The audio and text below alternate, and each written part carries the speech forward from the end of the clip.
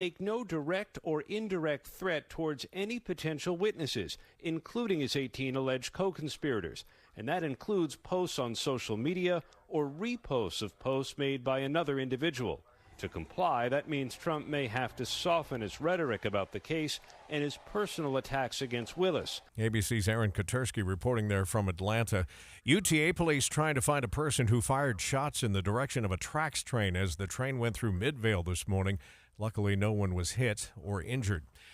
Let's take a look at the markets now. Your money at this moment. The Dow is still down about 93 points, 0.3%. The S&P is up just a tenth, short of 5 points of a gain, and the NASDAQ is up this hour by 73. Coming up, more rain. That's a simple forecast for you. And cooler temperatures today. We'll check your full forecast next. KSL News Time, 9:02. Start your days with knowledgeable, friendly voices telling you about the latest news and weather out there. Hi, this is Tim Hughes and Amanda Dixon. In the business of waking you up each morning from 5 to 9. On KSL News Radio.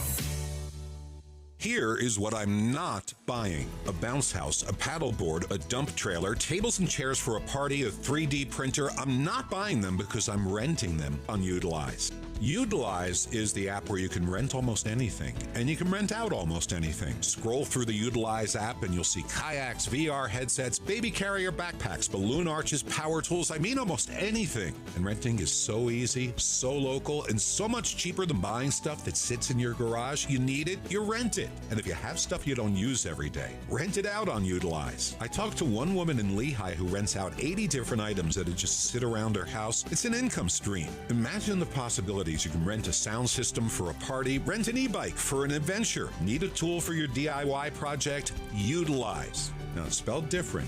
YOODLIZE. Utilize. Download the app and get a $20 credit when you use the code KSL. Utilize. YOODLIZE. It's in your app store. Imagine how inconvenient your life would be without power. No lights, no refrigeration, no heating or cooling, and no electronics. But with a Generac home standby generator, you'll have the power when you need it most. Generac generators automatically provide backup after sensing a power outage, so your life goes on uninterrupted. Schedule a free quote today with Genco Generators, your premier Generac service dealer in Utah. Call 801-295-0872 or online at gencogenerators.net. 15 years ago, we were adding on to our home, and so I convinced Sean we should update the kitchen. We did some research and we decided to go with 3-Day Kitchen and Bath. Their reputation was phenomenal. To design, do the construction and the finish work, what we wanted was what we got from start to finish. So fast forward 15 years, our family's changed. We've gotten bigger. There just wasn't the space in the kitchen anymore. People were banging into each other. We decided 3-Day Kitchen and Bath. Here's the problem. What are our solutions? Comparing working with 3-Day Kitchen and Bath 15 years ago, today, their ability to design what you want was the same. Everything has been what I want. The quality of 3-Day Kitchen and Bath, I think, is phenomenal. The countertops and the cabinets that they use are great. They were just good guys doing good work. For more about your new kitchen or bath, visit 3daykitchen.com. 3-Day Kitchen and Bath. This Labor Day, hospitals need extra blood. ARUP Blood Services has 2 locations open 7 days a week. Save a life. Help someone in need. Visit utahblood.org. utahblood.org. The name's Osborne, Josh Osborne, and I'm so excited to announce our 00 summer sale here at Volkswagen Southtown. Summers are for thrills, chills, and hot deals. Get a new high-tech VW for nothing down and no payments for 90 days. Our 00 agents are standing by to make sure you pay nothing down and have no payments for 3 months, so you can achieve your top secret mission this summer. Come see why we're Utah's #1 Volkswagen dealer. Get to VWSouthtown.com. 2022 VW ranking. Financing through VCI on select models OAC. See dealer for details. Traffic and weather together, brought to you by Granite Credit Union's high-yield savings certificates. We go back to Andy Farnsworth. Tim, delays are thinning out a little bit now at Point of the Mountain as you go up over the point and head through the 14600 South Bluffdale exit over to Bangerter. Still have some heavy traffic as well between 5300 South and 3300 South, although it's moving pretty consistently at this point. South 15 struggling in Kaysville, still haven't quite shaken the delays completely, and then some as well after the North Interchange. Got traffic still busy along Foothill, 7th East, 1300 East as you head up through Salt Lake City. Did you miss the last sale? I know it's on your list, so don't miss this one.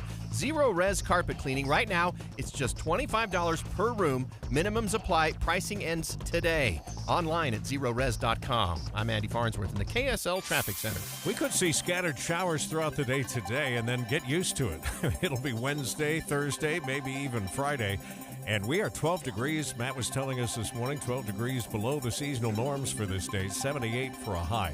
Right now in Salt Lake City, the rain has returned, and it's 70 degrees at KSL News Radio, 102.7 FM, 1160 AM, and KSLNewsRadio.com, your all-day companion for news.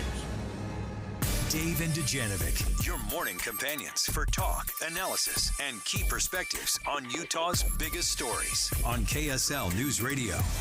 We know it's raining. Tim was just talking about the rain and the forecast. We're getting reports on our text line at 57500 that we've got some rain coming down out in the West Jordan-Taylorsville area. So if you see anything, you can certainly say something if it's safe to do so on our text line at 57500. And as we were talking to KSL meteorologist Kevin Eubank yesterday, he said what's been strange about this year is it hasn't been a steady trickle of rain, of storms. It is like it dumps like crazy and then nothing for weeks. And then it dumps like crazy and nothing for a month.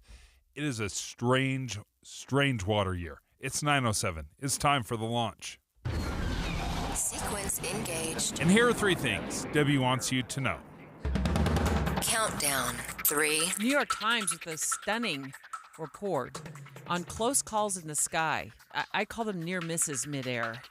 Happens more often than we oblivious passengers realize. Maybe that's a good thing that we don't realize what's going on. FAA reporting 46 last month. Didn't know about these until I read this story in the New York Times. It boils down, according to the Times, to it's happening multiple times a week this year. They call it an alarming pattern of safety lapses in the skies and on the runways in the United States. Here's one. I remember this. This happened in February. Southwest 03, confirm on the road. Rolling now. FedEx is on the go. Abort. That's as calm as they are. But if you're watching the video, and they have video of this, it is anything but calm. I mean, you're pulling your hair out thinking there is going to be a collision. Right, because the plane of Southwest is on the runway getting ready to take off when that big old FedEx plane is trying to land. Yeah, it was incredible. But what's the problem here? Do we not have enough air traffic controllers? Are they not trained well enough? What is going on? Because you can't have close calls with airlines. Countdown. 2. That's the scariest story of the day. This one will be the most intriguing story of the day, and it happens in our 10 o'clock hour. Las Vegas has been experiencing flooding due to Tropical Storm Hillary. Many might not be aware that about 1,500 people who experience homelessness live in the underground tunnels. There's just a weave of underground tunnels under Vegas. And there were some anticipated problems because of all that flooding. We're going to speak to the nonprofit organization who goes into those tunnels to help keep the homeless safe and get them out. It's almost certain that someone is going to die in the Vegas Valley this weekend from this flood. The tunnels were built for this very thing, for flooding. Because when you're a big flat desert where the water has nowhere to go, there's no rivers leading it to the Great Salt Lake, you have to have a system, and they've built these tunnels. But what has happened is the 1,500 or so homeless folks that live in Las Vegas have started camping out there, and they've done it ever since they were first built. And it is extremely dangerous when they have these flash floods. Launch countdown. 1. Hey everyone, just a programming note. Did you know that our listeners can now watch us on YouTube? You can watch us on YouTube. All you have to do is YouTube KSL News. Apparently we have a lot of viewers there. So you're going to want to watch us talk about this. Year-round school. It is practically dried up in Utah, if it's not all but gone. It was a big thing in the 90s, went away in the 20-teens. And it's mostly gone across the United States as well. But Dave wants to know, is it time to bring it back? I say that because we're all going back to school this week, or maybe we went back last week. But summer breaks make no sense to me. They don't make any sense to me whatsoever. Elementary school, junior high, high school, to shut down all this learning is costing kids. And why are we training our kids until age 18 that, you know what, go ahead, have a 3-month vacation? That will never happen again the rest of your life. Dave and Dujanovic. The launch. Commence. Dave and Dujanovic. Special coverage of the top local story. Well, Dave, you just spilled the beans. You do not own a farm. You do not. I do not own a farm. Own a farm. I would imagine this is why summer breaks became a thing hundreds of years ago for school kids, so they could work on the farms. But we know that more and more students heading back. I think everybody's back in class as of today. Maybe there's a few more students left. It is the perfect time to go in depth on a concept most Utah schools ditched years ago. And then here comes Dave wandering into the newsroom this morning, and he's like, let's bring back year-round school. And we all stood up and went, boo. You have a sour taste in your mouth because we did such a bad job of trying it. Parents hated it. Oh, yeah. Parents hated it when they started it in the early 90s here. They were basically, like, if you could say they were protesting on their front lawns, parents were protesting everywhere, front lawns included. And understandably so. Parents, I do not blame you at all. It's because we sabotaged it every step of the way. But we educate our kids for 9 months. It's a fire hose of information right into their face. And then summer hits, boom, not even a garden hose. We just shut off learning, 100%. And then what happens? Well, we have a name for it, the summer slide. The Brookings Institute cited this stat, 25 to 30% learning loss. That's what happens over the summer. You're spending the next month, as soon as school starts, you're spending the next month or so reteaching the kids the stuff that they had already learned, but they have lost because their brain shut down for 3 months. This might be a good time to explain what year-round school is. Like, if you just don't know what the concept is because you haven't had to live through it and deal with it, basically what it is shorter breaks, 4 to 5 weeks off in the summer, so you don't get that nice swath of 3 months off. And then you get a couple of weeks off in fall, winter, and spring. Of course, this is for, public education. In the 90s, districts in Utah started piling on this idea, Dave. I mean, it became wildly popular with districts and administrators, but not parents. And by the mid-2010s, there's plenty of news articles out there. It says, this idea was starting to phase out, and districts were losing their taste for year-round. Yeah, and we're going to examine why that was. I think there's very, very clear reason why everybody soured on year-round school. But I remember even back in 2008, Governor John Huntsman said this, for some strange reason, Americans are not at all troubled when students and teachers, let alone school facilities, sit idle 3 months out of the year. The global economy doesn't take summers off, neither should we. Ironic, because I think it actually cost more to run year-round schools from what I recall, and from the research that now shows it's the budget. They have to bump the budget up 3% a year, which in millions of dollars, if you add 3% to that, starts to really kind of pile on. But where you do save money is because the way they do year-round schools, they largely do them for overcrowding purposes. So you put kids on different tracks. So not all kids are off in the same 2 weeks in the spring and the fall. And so you're able to stave off building more schools. So in the long run, it saves money, but in the short run, it costs more money. And I'm not so sure the learning loss theory really panned out in Utah, Dave. Well, there's some differences here. Okay, we're going to talk to somebody that's actually been through this. So we want to reach out to the Granite School District and talk about, okay, what did you like? What did you not like? Why did you get rid of it? And is there a scenario where year-round school is a solution? But I want to ask that all-important question about learning loss. Was it helpful or did it not matter at all? Next. Dave and Dujanovic. Did you know Utah has just one all-news station in the morning? It's this one, weekday mornings between 5 and 9. Start your days with us. We're Tim Hughes and Amanda Dixon. Your morning companions for news. Back to school. Back to back-to-back classes. And back to basics. When you're back to running errands and back in the car, depend on this station to keep you moving. With traffic and weather together every 10 minutes on the 9s. We've got your back. Mornings and afternoons on KSL News Radio. I'm Bruce Huff, and I'm running for Congress. I spent the last 45 years working with others, building successful businesses and employing over 1,000 Utahns. Today, Washington, D.C. is broken. More than ever, we need an innovator who can create solutions and fight the entrenched administrative state. I'm a full-time conservative. I'm the only candidate in the race that voted for Donald Trump in 2020. I'll fight to balance the budget, secure the border, and protect parental rights. I'm pro-life and pro-Second Amendment. I'll do everything possible to move power away from D.C. back to the states. I'll fight to give states more control by pushing for unrestricted block grants that could put an additional $30,000 into every K-12 classroom in Utah. I'll protect the most vulnerable in society by creating tougher penalties for child sex traffickers. I'll take Utah's values of faith, self-reliance, and hard work to Washington. I'm Bruce Huff, and I humbly ask for your vote. Paid for by friends of Bruce Huff. Hi friends, Dan the Laptop Man here from PC Laptops. I get a lot of emails with feedback from customers. Here's one.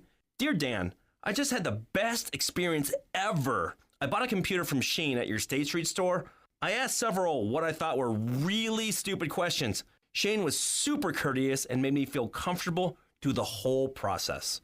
People need to understand how important it is to support a local company, especially when your experience is so good. PC Laptops really does love me. Signed, Satisfied. I love hearing feedback like that. It really just gives me the chills. It's the whole reason why I got into the computer business in the first place. You can get a brand new PC Laptops desktop, and they start at only $29 a month. And it comes with a lifetime warranty. That means if anything goes wrong, we're going to take care of you. Just check us out at PCLaptops.com. That's PCLaptops.com. At PC Laptops, we really do love you. Are you or someone you take care of as their caregiver living with Alzheimer's disease? This study just might be for you. Consider participating in a Theris clinical trial exploring a novel repair and regenerative approach to Alzheimer's disease. Pantheon Clinical Research in Salt Lake City is looking for people with mild to moderate dementia, 55 to 85 years old. A consistent caregiver or support person is necessary for the conduct of this study. This study is a late-stage clinical study of an investigational drug for the treatment of mild to moderate Alzheimer's disease. Pantheon Clinical Research has over 30 years' experience with clinical trials. They conduct their business with professionalism, efficiency, and integrity. Contact Pantheon Clinical Research in Salt Lake City today. Again, call Pantheon Clinical Research today at 385-281-0550. That's 385-281-0550. Or go to pantheonclinical.com. That's pantheonclinical.com. Be advised, this is a once-in-a-lifetime opportunity to save 40 to 80% on a hot tub and swim spa this weekend only, Friday through Sunday, Mountain America Expo Center, Sandy. Be advised, this is a once-in-a-lifetime opportunity to save 40 to 80% on a hot tub and swim spa this weekend only, Friday through Sunday, Mountain America Expo Center, Sandy. 18-month interest-free financing. Our factories have demanded we sell 1,000 hot tubs and swim spas this weekend. Mountain America Expo Center, Sandy. Huge factory incentives, factory rebates this weekend only. Mountain America Expo Center, Sandy. We can remove your old hot tub. Free delivery of your new hot tub. Hot tub starting at $2,999. Mountain America Expo Center, Sandy. Free delivery of your new hot tub. Just relax and enjoy. Mountain America Expo Center, Sandy. Friday, noon to 8 p.m. Saturday, 10 a.m. to 8 p.m. Sunday, 10 a.m. to 6 p.m. Free admission, free parking, free delivery. Mountain America Expo Center, Sandy. Call 833-SPA-SALE or visit hottubandSwimSpaSale.com. With the three things you need to know this hour, I'm Tim Hughes. First, police are trying to find a person who fired shots in the direction of a UTA train passing through Midvale this morning. Second, the Jordan District is asking drivers to stop going around school buses with red flashing lights. It's illegal. and it puts kids in danger. And third, kids are starting classes today in the Salt Lake City, Ogden, and Park City school districts, as well as the younger kids in the Jordan district. We're going to look for a high today of 78 degrees. These rain showers will be off and on throughout the rest of the afternoon, and right now it is 70 in Salt Lake. As we take you back to Dave and Dujanovic on KSL News Radio. Dave and Dujanovic. Special coverage with Dave and Dujanovic. We see you, Cache District. We see you, Weber District. We know that classes for those kiddos start tomorrow, but for lots and lots of students, including the Salt Lake City School District, summer's officially over as of today. School has begun. Kids are settling into that 9-month learning cycle until next summer. And the question Dave is asking today is why? Yeah, why? Like, we haven't improved upon the 9 months on, 3 months off thing? No, for many, many reasons. My biggest complaint is that 3 months is too long. Too long because, listen, I just finished it with you guys. My kids were home all summer long. 3 months is too long for kids to shut off their brains, too long for them to be sitting at home staring at screens, and too long for the kids to be separated from their friends socially.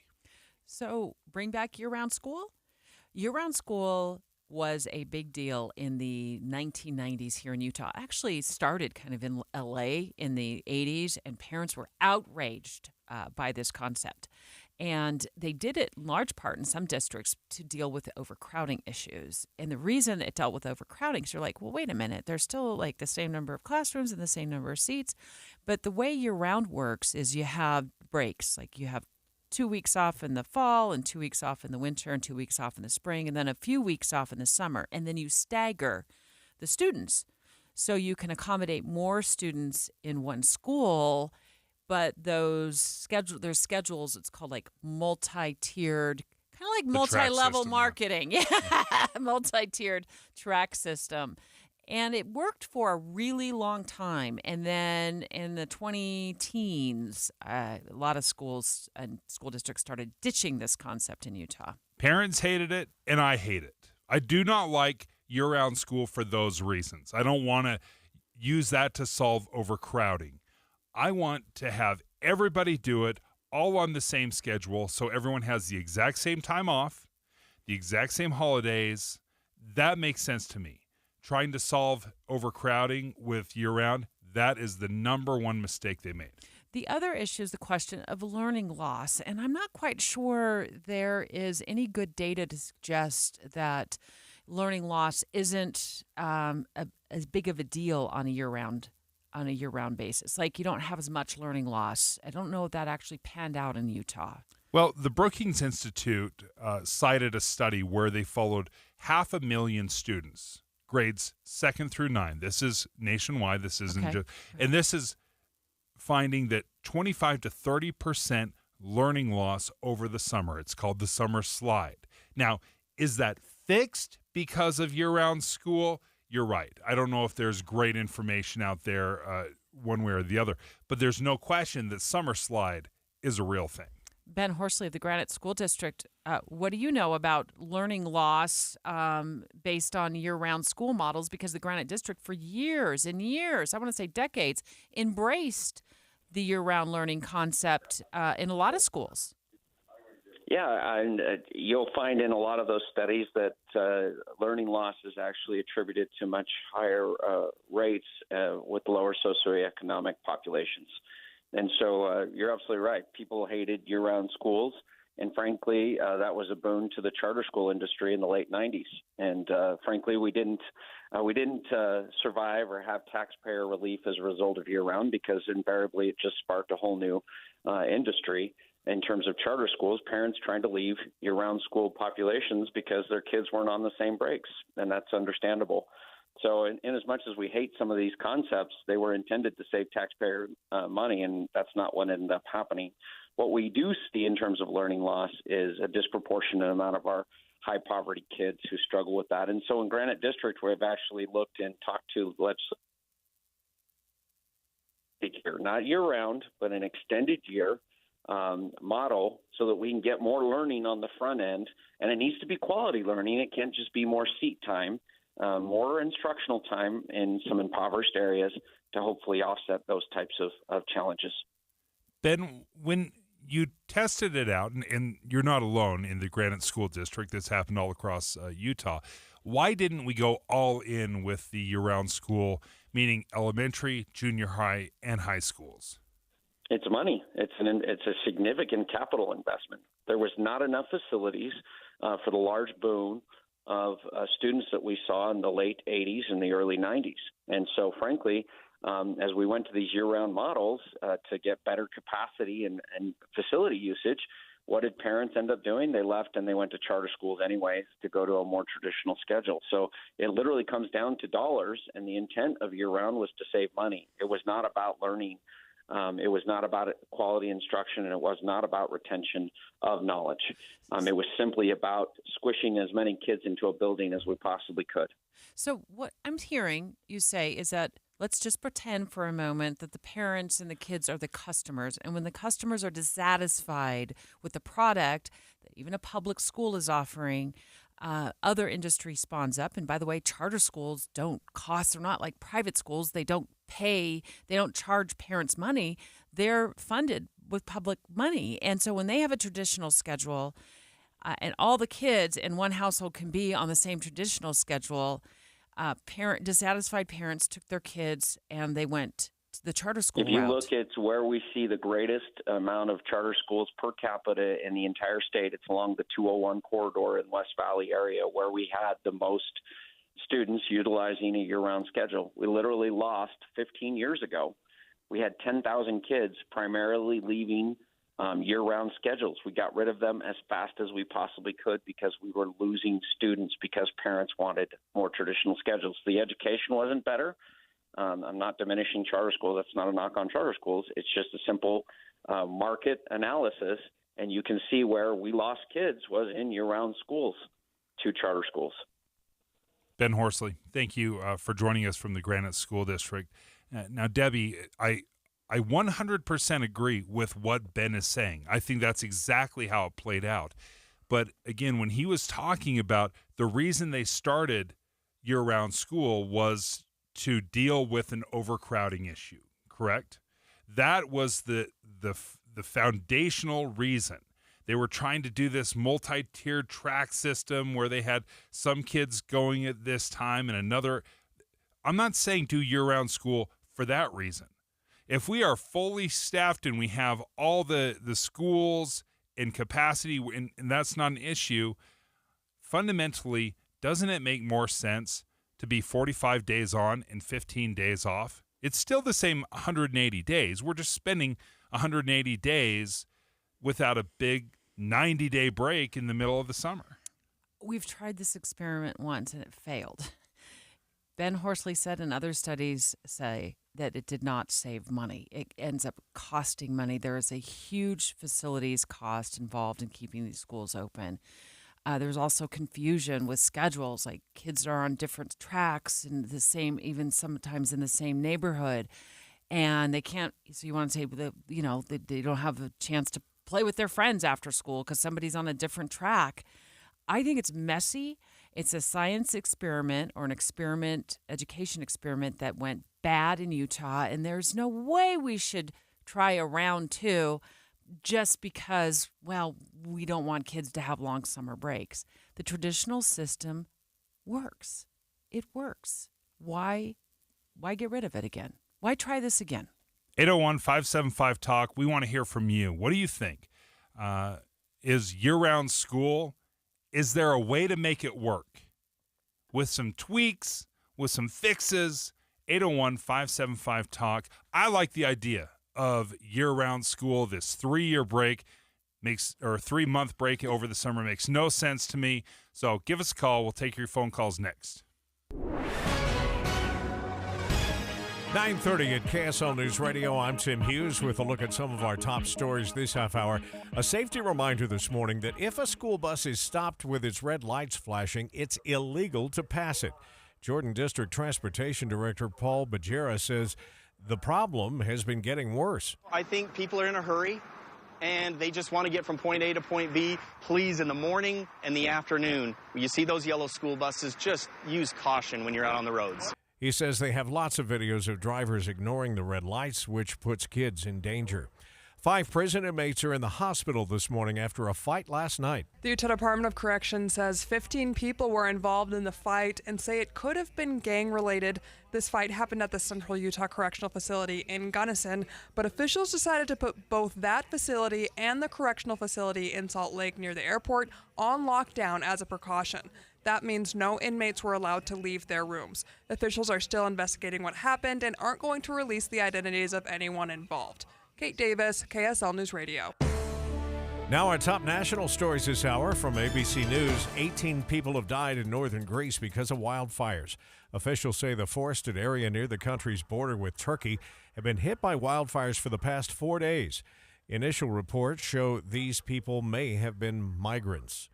Let's take a look at your money at this moment. The Dow Jones Industrial still the only one in the red. It's down about 86 points or 0.25%. The S&P is up but less than 3, and the Nasdaq is in the green, so tech stocks having a second day of rally here. It's up 54 points. Coming up, a cooler afternoon today, and thunder showers likely to be on again, off again all afternoon long as well.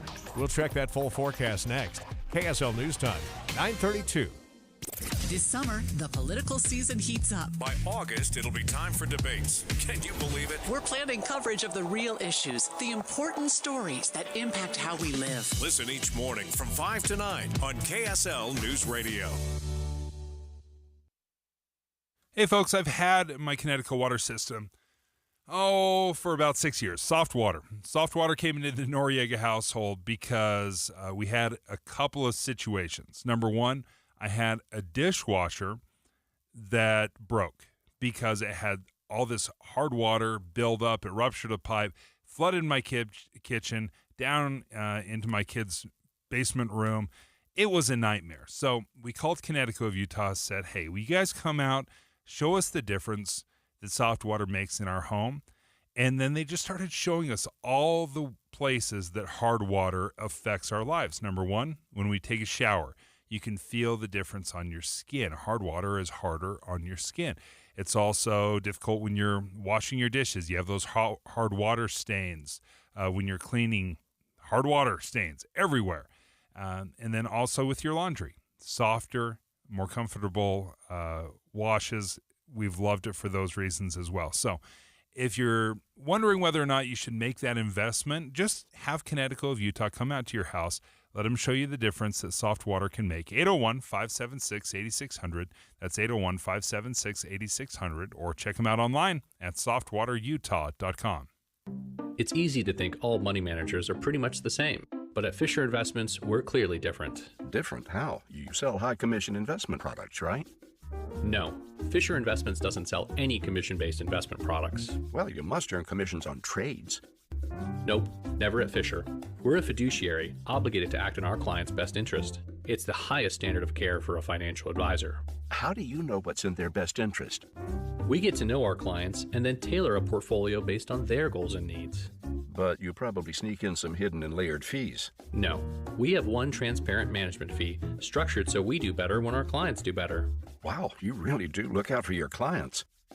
That's because our top priority is helping them achieve a comfortable retirement. It might be why most of our clients come from other money managers. Visit FisherInvestments.com to find out why investors like you switch to us. Fisher Investments. Clearly different money management. Investments and securities involve the risk of loss. Where does a journey to wellness begin? Do you start looking for diet ideas? Or searching for exercise plans? Actually, you don't have to look far. Just look to the first 2 letters of the word wellness. We means you don't have to figure it out yourself. It means your hopes and challenges are a perfect match for our knowledge and resources. It means anything you want to achieve, together, we can achieve better. Because wellness begins with we. Intermountain Health, the power of we. Traffic and weather together, again brought to you by Granite Credit Union's high-yield savings certificates. Heather Kelly, how are things looking? They're looking great right now. Pretty much everyone is at freeway speeds across the Wasatch Front. That means no slowdowns. I-15, the east or west side belt routes, or the 201 freeway. Now, occasionally you might fall just below the posted speed limit because we still have scattered rain showers moving across the valleys, and that means it could wet down your roads just a bit, so you want to slow down for safety. With over 30-plus specialties in multiple locations across Utah, Revere has you covered for all your health needs. Revere Health, your partner in health, your partner for life. Online at reverehealth.com. Heather Kelly in the KSL Traffic Center. Today, a cooler 78 degrees for a high. Expect a chance of thundershowers this afternoon. Tomorrow's high jumps up to 88, which is really close to the norm for this date. With similar conditions Thursday and Friday, chance of rain actually may continue all the way through Friday afternoon. Right now in Salt Lake City, it is 72 degrees. At KSL News Radio, 102.7 FM, 1160 AM, and KSLNewsRadio.com, your all-day companion for news. Dave and Dujanovic. Is it time to bring back year-round school? I could not think of a more perfect day or week to talk about this with all the kids heading back to classes this week. 801-575-TALK. You have absolutely lit up our phone line, so stand by for just a moment because Dave feels like he's not being heard. Nobody is listening to me. I feel like I'm in my house right now. We're just tuning out Dad. Like, okay, folks, listen. I'm not having the argument that year-round school was awesome back when we did it, in the 90s and the 2000s. I'm not saying that. I get it. We made a mistake.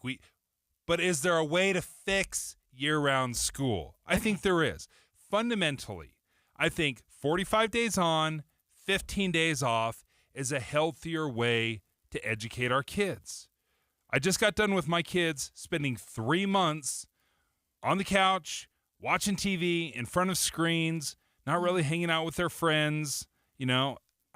I don't need 3 months of that. Yeah. I was driving into work this morning on I-15, and I heard a promo for our show come on from a discussion we had about all-day kindergarten last week. I was listening to Utah's Morning News, and there's Dave on the promo saying, can't we just let kids be kids? Yeah. So what happens to that mantra? I'd love them to be kids in the spring, for 45 in the days fall. in the summer. Yeah, like give them 15 days throughout the year. All right, Connor and Provo, let's start off with you. What do you think? Year-round school. Dave, I love the idea. However, the only issue that I see is, well, not only issue, but one of the big issues I see is with our teachers. We have so many teachers that we always complain about not getting paid enough, and they're having to take up summer jobs to be able to make up for that. Yeah. How are they going to find a job for 2 weeks if they only have 2 weeks off? Good point. I don't have an answer to that. Good point. Case closed. Yeah. Next. Lauren. You win that one, Connor. Point, Connor. Lauren Harriman. What do you think, Lauren? Hey, and I'm old enough to have kids that did the year-round school back in the early 90s in Alpine School District. And we didn't totally hate it, but one of the real things that we observed, and you talk about this learning loss, is that our kids would be off for their 2 weeks, and then they'd go back. And then when the next group of kids came off their 2 weeks, there would be 1 week of catch-up. Okay, this is what you learned just before you left. Let's spend a week catching up. And it's almost like there's a constant cycle of catch-up that isn't overcome by this tiered year-round program. And so that's one of the things we didn't like about it. And when you end up with one kid in middle school and one kid in elementary school. They didn't do year-round, right. They didn't do year-round in middle school and high school when they tried it in Utah. And for those of you just jumping into this conversation, what in the world we're talking about, it is a concept that worked in Utah for about 20 years or so. It started in the early, maybe mid-90s in a lot of districts where districts were, to deal with overcrowding, went to a year-round school schedule, which meant a few weeks off in the summer, 4 to 5 weeks for students, and then 2 weeks off in fall and winter and spring. It was able to compensate more kids in a particular school. The concept really started to putter out in the mid-20-teens. We just heard from Ben Horsley of the Granite School District, and he said one of the things that ended up happening was that a lot of charter schools kind of grew out of this because charter schools were issuing or offering a traditional school year calendar, and parents liked that better. And so they took their kids out of public school, put them in charter school, and then it just became this kind of bad situation for a lot of districts, losing students. Jacob in Saratoga Springs, what do you think about year-round school? Hey, I actually, I'm going to side with Dave on this one, and I think year-round school is a great idea. I certainly think it can be done better than it has been done in the past. Big reason in my mind is that, look, I think we're not doing the kids any favors by making them expect, they spend the first 18 years of their life having 9 months on and then 3 months off. That's not how the real world is. I mean, I wish I got 3 months of vacation, right in the middle of my year for work. Right. But that's, that's not how it goes. I think one thing that we could do is, do year-long school, maybe cut the hours a little bit every day. Then I think also afford the kids some of the same flexibilities that we get in the modern workplace as well. I mean, I get to work remotely for a lot of my work. I think give the kids some of that flexibility. We did a lot of Zoom learning and stuff over the pandemic. I think it can be done all right. So say throughout the summer, if kids got vacation time they want to spend with family, they want to be away somewhere. Go Team Dave. Go Team Dave. There you go, Dave. Jacob agrees with you. All right, Jacob, thank you. Tom in South Jordan. Tom, what do you think? I'm you, Dave. But I think the first thing would be don't call it year round. We did this in California, in Brentwood, and it worked great. All elementary, middle, high school, they all did the same schedule, 6 weeks on, 2 weeks off, all year long. It was fabulous. So if we don't call it year round, what do we call it? A better way of learning? I mean, how do we market that, Tom? Traditional. What was that?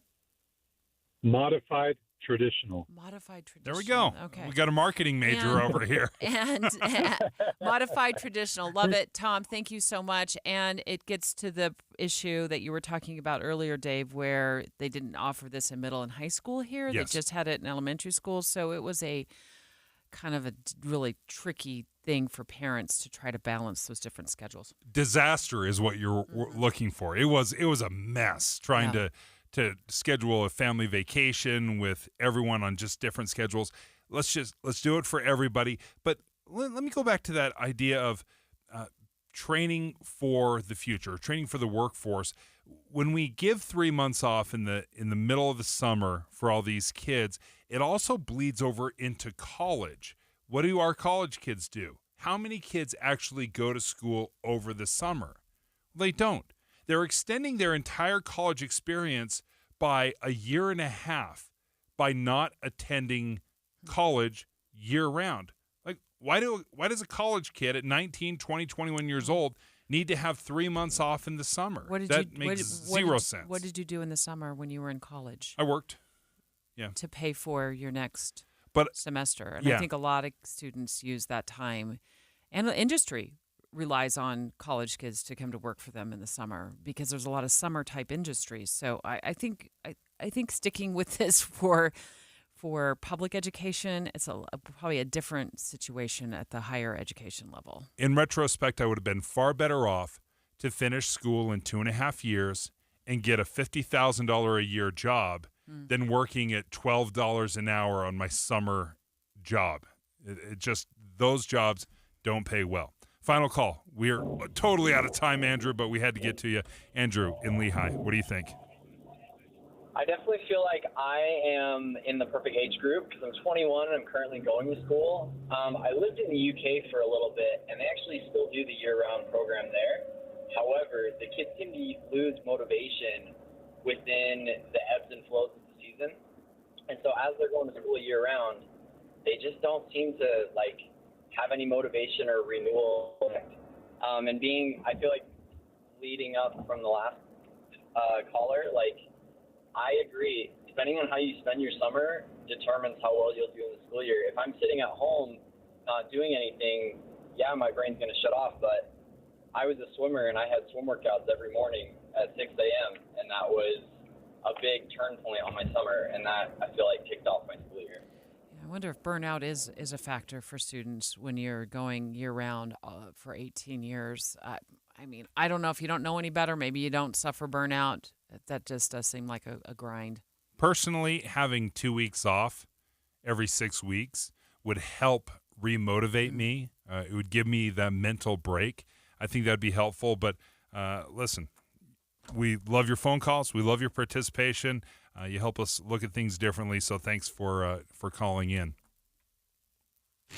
Dave and Dujanovic. Hi, it's Tim Hughes and Amanda Dixon. Why should you start your day with us? We have decades of news experience between us. And we take your trust seriously. Come here for news tomorrow, 5 to 9. On KSL. Let's cut to the chase. $25 per room for the best no-residue carpet cleaning. Everyone loves Zero Res. The service is top-notch, the cleaning is amazing, and here's a price you're going to love, too. Schedule today and you'll pay just $25 per room cleaned. Other companies will say they clean as good as Zero Res, but honestly, it's just not the same. Zero Res has patented technology to ensure you get the best cleaning possible. And yes, those patents mean that no one else is cleaning like this.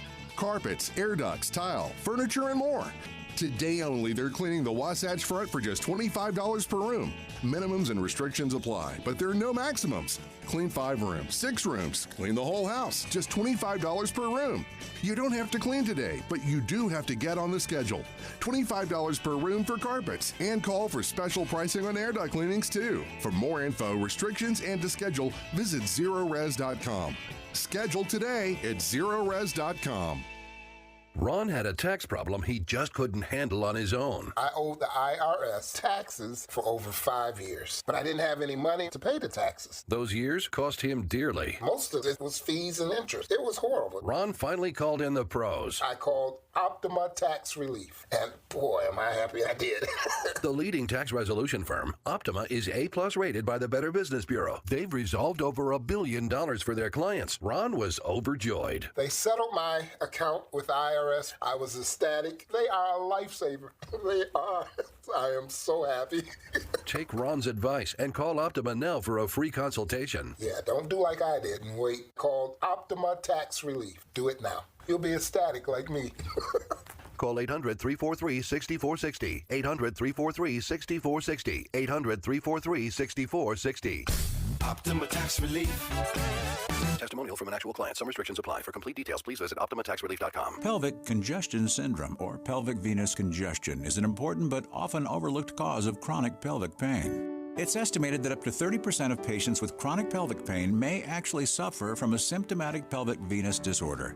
IVC, the leading interventional vascular and vein center in Utah for over 15 years, is here to help. Typical symptoms of pelvic venous congestion include dull achiness and heaviness in the pelvis, often made worse by prolonged standing. Well, it can often be successfully treated with a minimally invasive procedure called embolization. Pelvic venous embolization requires little or no downtime and is performed in an outpatient setting. Nearly 85% of women treated experience significant relief of their symptoms. If you suffer from the symptoms of pelvic venous congestion, let the experts at IVC help. Visit iVein.com for more or call 801-379-6700 today. As IVC has been saying for years, life starts when the pain stops. Happy 62nd birthday, Granddad. Thanks, sweetheart. I got you this. A mug. Oh, thank you. What does it say? Beware, if you are 60 or older, you may be at increased risk of hospitalization from RSV, respiratory syncytial virus, compared to adults younger than 60. Not all dangers come with warning labels. Talk to your pharmacist or doctor about getting vaccinated against RSV today. Learn more at bewareofrsv.com. Brought to you by Pfizer. I'm Congressman Chris Stewart, and I'm endorsing Celeste Malloy for Congress. It's been my great privilege to represent you, and I've tried to do so with honor. But I made the decision to step down in the best interest of my family. Now, in the best interest of Utah, I'm asking you to join me in supporting Celeste Malloy for Congress. She's the only conservative in the race that I trust. She's proven, she's tough, and she will fight for you. I couldn't be more proud to stand by her side. Paid for by Celeste for Congress. Gillette Heating and Air Conditioning is offering spring air conditioner tune-ups for only $59. Call 801-425-4500 to schedule today. A Carrier Factory authorized dealer. With the three things you need to know this hour, I'm Tim Hughes. First, school districts are reminding everyone that if a school bus is stopped with its red lights flashing, it's illegal to pass. Second, 5 prison inmates are in the hospital right now after a fight at the Central Utah Correctional Facility in Gunnison last night. And third, more than a dozen people in northern Greece have died because of wildfires there. We'll look for a high today of only 78 degrees, and right now in Salt Lake City, it's 70. Back to David Dujanovic on KSL News Radio. KSL in the classroom. Special coverage with Dave and Dujanovic. So the University of Utah Education Policy Center does a bunch of research, Dave. And here's one study that I found that caught my eye. Why do teachers choose teaching and remain teaching? And the top reasons are because they make a difference in the lives of children, and also they want to contribute to a societal good. And with this being the first week back to school for so many students, this is a great time to talk about what it's like to be inside schools. Yeah, there's a little bit of a problem when the teachers say, the reason I'm doing this is to make a difference in the lives of children and the societal good. Not that those aren't worthy. Those are great reasons. But there needs to be a couple different reasons why you want to be a teacher. Number one, that's great. You're always going to have those folks be teachers. But you also need a second group of people that look at it and say, you know what? That's a good job. I don't necessarily feel like it's a calling, but I look at it as a good job. And there's a balance there. You know, you don't want people that feel like they're donating their time or they're doing charity work as a teacher. You need to make it enticing enough that it's like, you know what? I think I'd enjoy that, even though I don't feel it to be my calling in life. Well, here's a good place to start. Let's take the temperature of Utah schools right now with our very own KSL News Radio's Adam Small. You have been east to west, north to south, all over the great state of Utah, tracking the first day of school for so many different school districts. Let's start with the kids. What have you observed about students, and are they excited to be there? Were they well behaved? What did you find?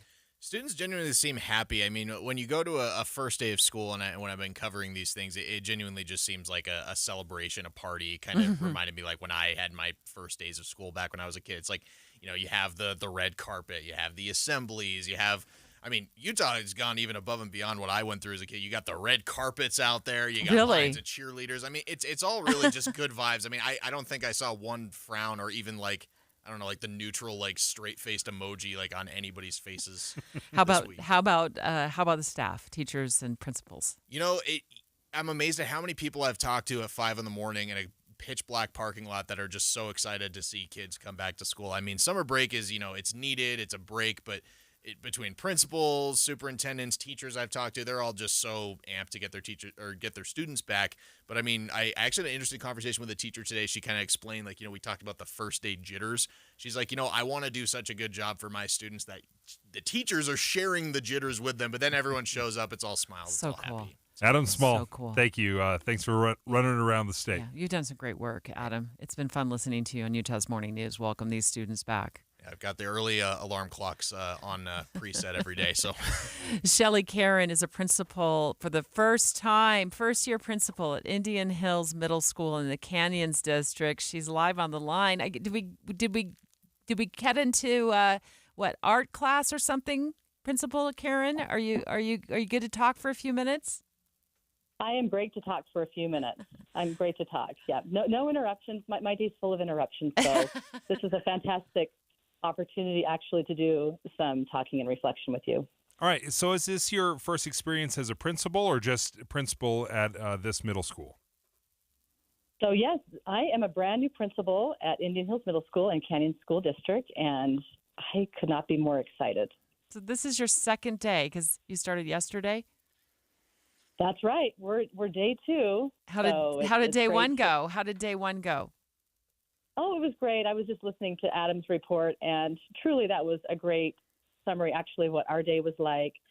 There's always a mix of excitement, of nervousness, of anticipation. I mean, any new school year, there's all the possibilities are out there for everyone. And so And that gets reflected on the faces of staff members and students and our main office staff. And there's just such a positive energy that flows into the building that it really is infectious. So it was a great first day for us, and we're excited to get going. Okay, so once things start going, that's when the stress, that's when some of the good feelings dissipate with the excitement of the first days. As a principal, what are you looking at as far as this year? Do you have concerns, or what is your focus going to be? So for me, any school that I ever want to be a part of is a place where students and staff members feel a sense of belonging and empowerment. And those are two words I've already used with my staff. With my students today, we'll have an assembly with our different grade levels, and we'll talk about what it means to belong in a school setting, how we can be kind, be a friend, and then how we can also be empowered. And that means gaining confidence in who we are, in our academic abilities, in our abilities to lead. And so for me, that really is the focus. And I have learned in my career, which is 20 years long now, that the more students feel connected to their school, the better that the learning is, and it really impacts everything in a really positive way. So that's going to be our focus for the year. And of course, it doesn't come without challenges. That's the reality. But our approach is always to support students, families, community, and our staff members through all of the things and all of the bumps that the school year will inevitably bring. Shelley Karen, new principal, first-year principal, Indian Hills Middle School in the Canyon School District, live on the line with us as the kids heading back to school this week all over Utah. We know that teachers and staff can suffer burnout. It's probably the number one reason why people leave the profession. You said you've been in this profession for 20 years. Were you a teacher for all of that time? I was a teacher for 12 years. I was an English teacher, and this is my 8th year as an administrator. And, you know, the world's changed a lot since I started about 20 years ago, and the educational landscape is different. There's different demands on our communities, our students, and our staff members. And we just have a new generation of educators, too, who are learning and growing, and retention can be a challenge. You know, that's why, for me, it's so important to support our newest teachers and our newest staff members for whom this is really new and it can be really hard at times. And for me, I experienced some of that, but I have seen really in the last 5 years with that landscape changing, even a little bit pre-COVID and post-COVID, there are more challenges that teachers have to face. So anyway, we do our best to support our staff. And really, I think that's key is if our folks feel validated in the good work they're doing and we get a lot of support from our community, it does help with that. We only have about 30 seconds left, but I want to get this in really quick. Okay, what's your top tip for parents of middle schoolers? Don't yell at the teachers besides that one. Uh-huh. You know, the top tip I would say is be patient. Be patient with these kids. They're in the middle of so much learning that's going on. It's not just academic, it's socially, it's all of the things. And so being patient with children as they're going to inevitably push boundaries, it's okay. And I would say the second ask I would have of our community is to trust us to do the jobs that we sign up to do, which is supporting your children in their learning in all of the ways at the middle school. Principal Karen, thank you for joining us. Indian Hills Middle School. Best of luck this year. Thank you. Appreciate you taking time out of your school day to talk about the challenges and also the successes that they're looking forward to. Be patient as they push boundaries. That is such wise counsel. Especially for those middle school kids. We've caught wind here at KSL News Radio because of our ongoing amazing coverage by our reporters that school districts are facing many staff shortages. And not just talking about teachers. We're talking about bus drivers. We're talking about crossing guards, the people who get your kids to school safely. Let's talk about that in the 10 o'clock hour.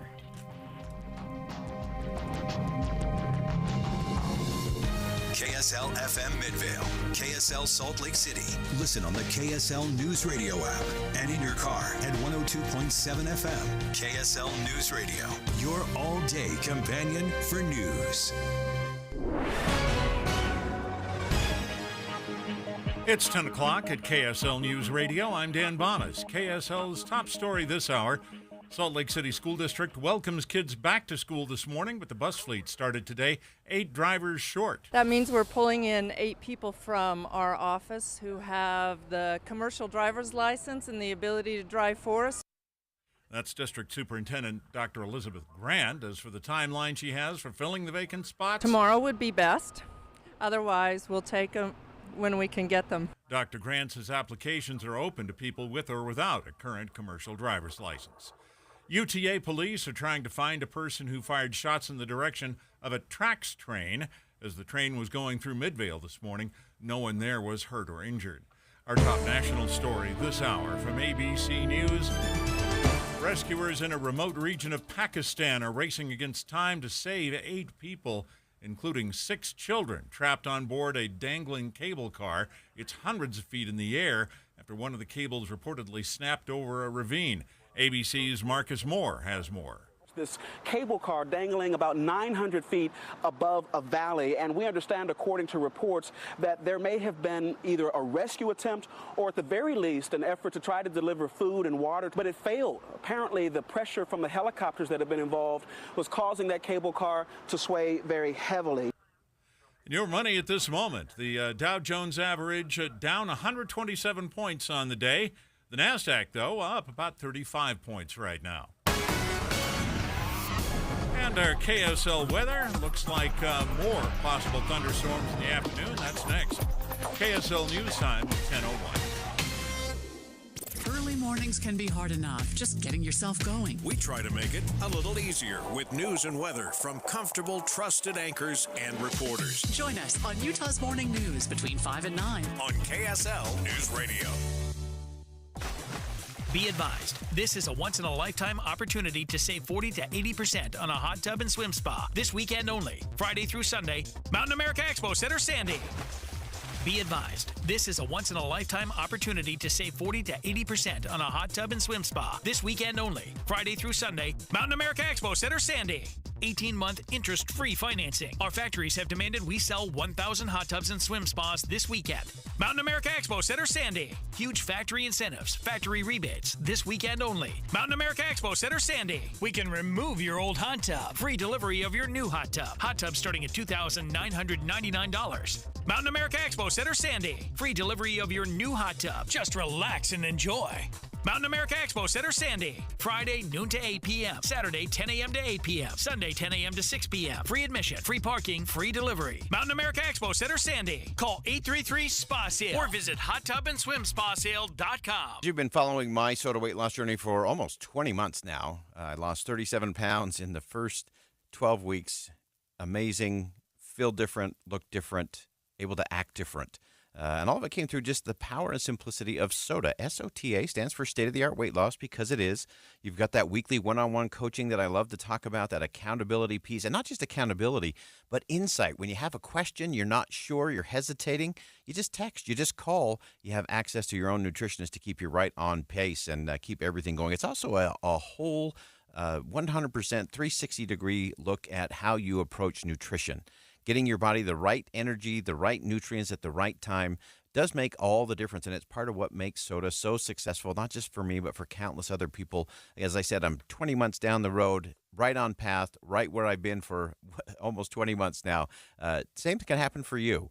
As I always say, when it comes to your SOTA weight loss journey, there's no time to lose. There's only time to win, so get winning. Start with SOTA weight loss today. Check it out at SOTAweightloss.com, SOTA weightloss.com. Like any good agent, we're here for the open house, for the closing, for handing over keys.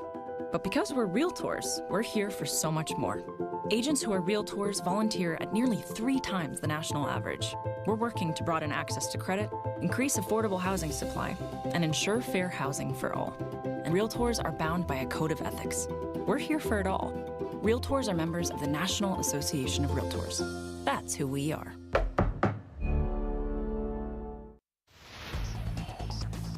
Traffic and weather together, brought to you by Granite Credit Union's high-yield savings certificates. Here's Heather Kelly. Well, things are moving along pretty well all across the Wasatch Front, but we do have quite a bit of rain happening, which is mostly affecting Utah County and the Salt Lake Valley. So that may slow you down just a little bit, especially on your freeways. But right now, there are no accidents reported and no delays on city streets or major freeways. Exceptional food, service, and ambience is the Five Alls Restaurant. 5 courses, 5 stars, and dozens of anniversaries, engagements, and social occasions are celebrated at Five Alls. Visit 5alls.com. Heather Kelly in the KSL Traffic Center. KSL weather, more showers and thunderstorms this afternoon and evening, along with a chance for flash flooding. The storms will continue through Friday. And right now we're at 72 degrees, mostly cloudy skies at KSL News Radio, 102.7 FM, 1160 AM, and KSLNewsRadio.com. Your all-day companion for news. Dave and Dujanovic. There is a shortage of employees in school districts. We're going to focus right now on the Salt Lake City School District that students head back to class today. And these employees are the ones who are responsible for getting your children to and from school safely. Crossing guards and bus drivers. This year, we're down, I believe, just 8 people this morning as we start up school. That means we're pulling in 8 people from our office who have the commercial driver's license and the ability to drive for us.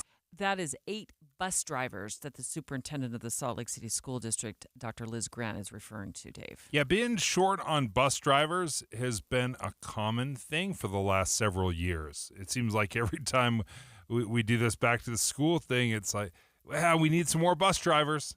In fact, they are offering to train you to be a bus driver. So if you don't have your commercial driver's license, your CDL, you can go in and most of these school districts will train you up. And it's $23.26 an hour. Peter Johnston of KSL News Radio, live in the Salt Lake City School District. Wow, it's $23+ an hour. That sounds like a pretty good rate. So do you know what is causing this shortage? Debbie, that's a great question. When I talked to the superintendent, Dr. Grant, this morning, she said that post-pandemic, I mean, this is always the response for everything, right? Everything's changed since the pandemic. And so in the labor market, she was saying that there's more competition among different school districts because just like Dave said, this is a recurring problem across not just Salt Lake's district, but districts across the valley, according to her. There's a wage element there. And I mean, I think there's just an element of, at least this could be me projecting, but how many times do we think about driving a school bus as a job that we can apply for? It's one of those things that at least I feel like is one of those jobs that is important, but it's not talked about a lot. So she did raise wages, and she said that they're trying to compete with other school districts for those bus drivers. Is it expected to be filled soon, or are they feeling like they're getting enough people applying, or what's the outlook? I did ask her, and she gave me this cheeky response of, hopefully tomorrow, but we'll take them when we can get them. They don't have a very fixed they don't have like a very fixed timeline yet, right? But with that wage increase and just like you said, Dave, the training they're willing to offer, they're really hoping to lure people in that way. Final question, Peter, before we let you go, because we also want to talk to the city about the crossing guard shortage as well. We're talking right now to Peter Johnston of KSL News Radio about a bus driver shortage in the Salt Lake City School District. Should parents expect their kiddos to be dropped off late and picked up late? I mean, how's that going to shake out? Oh, no, that's not happening today. They did send out, Salt Lake School District did send out a little letter to the parents saying that they should expect delays. But because 8 staff members stepped up and filled those roles that are still vacant, the buses are going to be running on time. The routes are going to be on time today. So parents should be expecting their kids just as they normally expect them at the right time.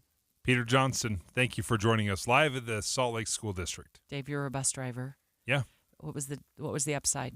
Well, first of all, the upside right now is they're paying $23. I got paid $8.50. I mean, come on. What was the downside? What happened? It's a very stressful job. The kids are difficult to say the least. Very noisy, singing, playing pranks, fighting. They don't always follow the rules. There goes the possibility that the Salt Lake District is going to fill the spots. Also, that split shift, right? There's a split shift involved, and that could be tricky for some people. When I drove when I was in college, so I would drive in the morning, go to school, probably from 9 until 2, and then I would drive in the afternoon. So for a college kid, it was outstanding. My mom drove bus for 25 years. She loved it because she was on the same schedule as we were. So it was very beneficial that way. Crossing guards also in short supply in the Salt Lake City School District. Bobby Ridge, the Salt Lake City Crossing Guard Program and Outreach Coordinator. So how much are crossing guards earning and how many openings are there, Bobby? Yeah, thanks for having me on. Crossing guards are earning $17.85 per crossing. So if you do a morning and an afternoon crossing, it's similar to the bus drivers where it's kind of a split shift, morning and afternoon. You get a little over $35 a day if you're able to do the morning and afternoon. We currently have right around 20 openings throughout Salt Lake City School District that we mainly just do the elementary schools. So looking about 20, we can go more than that, but if I can get about 20, then everything should be covered and feel a lot better about it. About how long does it take? How long am I manning that crosswalk? Right. So in the morning, it's a little bit longer. It's 40 minutes in the morning. We have them get there, maybe closer to 45. We have them get there a little bit, about 35 minutes before the first bell for school rings. So a little bit earlier that so they can get the cone set up, get ready for the crossing, and then they stay 5 minutes after that first bell rings just to get any students that may be running late that day, make sure they're not running to school and just running through the street when cars may be coming. And then in the afternoon, we have them get there 5 minutes before school gets out so they can get everything set up. So when school bell rings, they're ready, and then they just stay 20 minutes after school gets out. So 25 minutes, give or take a couple minutes in the afternoon, and 40 minutes in the morning. Okay, that sounds really kind of manageable. Dave's actually thinking, well, not a bad part-time gig. Okay. How many positions are open? 20. Right, we got 20. Which Bobby Ridge is the Salt Lake City Crossing Guard Program Coordinator on the line with us live right now. It's 20 job openings, so there's a shortage. What do you do? Do you get like Mayor Mendenhall out there to run the crosswalks? I mean, Bobby, how does that work when you're short? Anyone who can, as long as they can pass a background check and pass a physical and everything like that, then we are ready to have you. If you can be a physical, what is going on with this job that Noriega's got to go through a physical? Like, does he have to run like 5 miles in under like 7 minutes a mile, or what? No, it's not a very intense physical, but we want to make sure that everyone we have out there to cross the kids has the ability to, if there is a danger coming, that they can get themselves and any of the kids out of way. Wow. We don't want, and hopefully that never happens, but just knowing that those guards out there have that ability, they pass that physical exam. Me as a parent, it puts my mind at ease a little bit. I don't want to put any pressure on you, but I had heard rumors of a signing bonus. Yes, there is a signing bonus. Anybody who gets hired on, I don't remember the exact deadline off the top of my head, but I think it's like the end of December or January, is a $250 signing bonus that you get on your first check.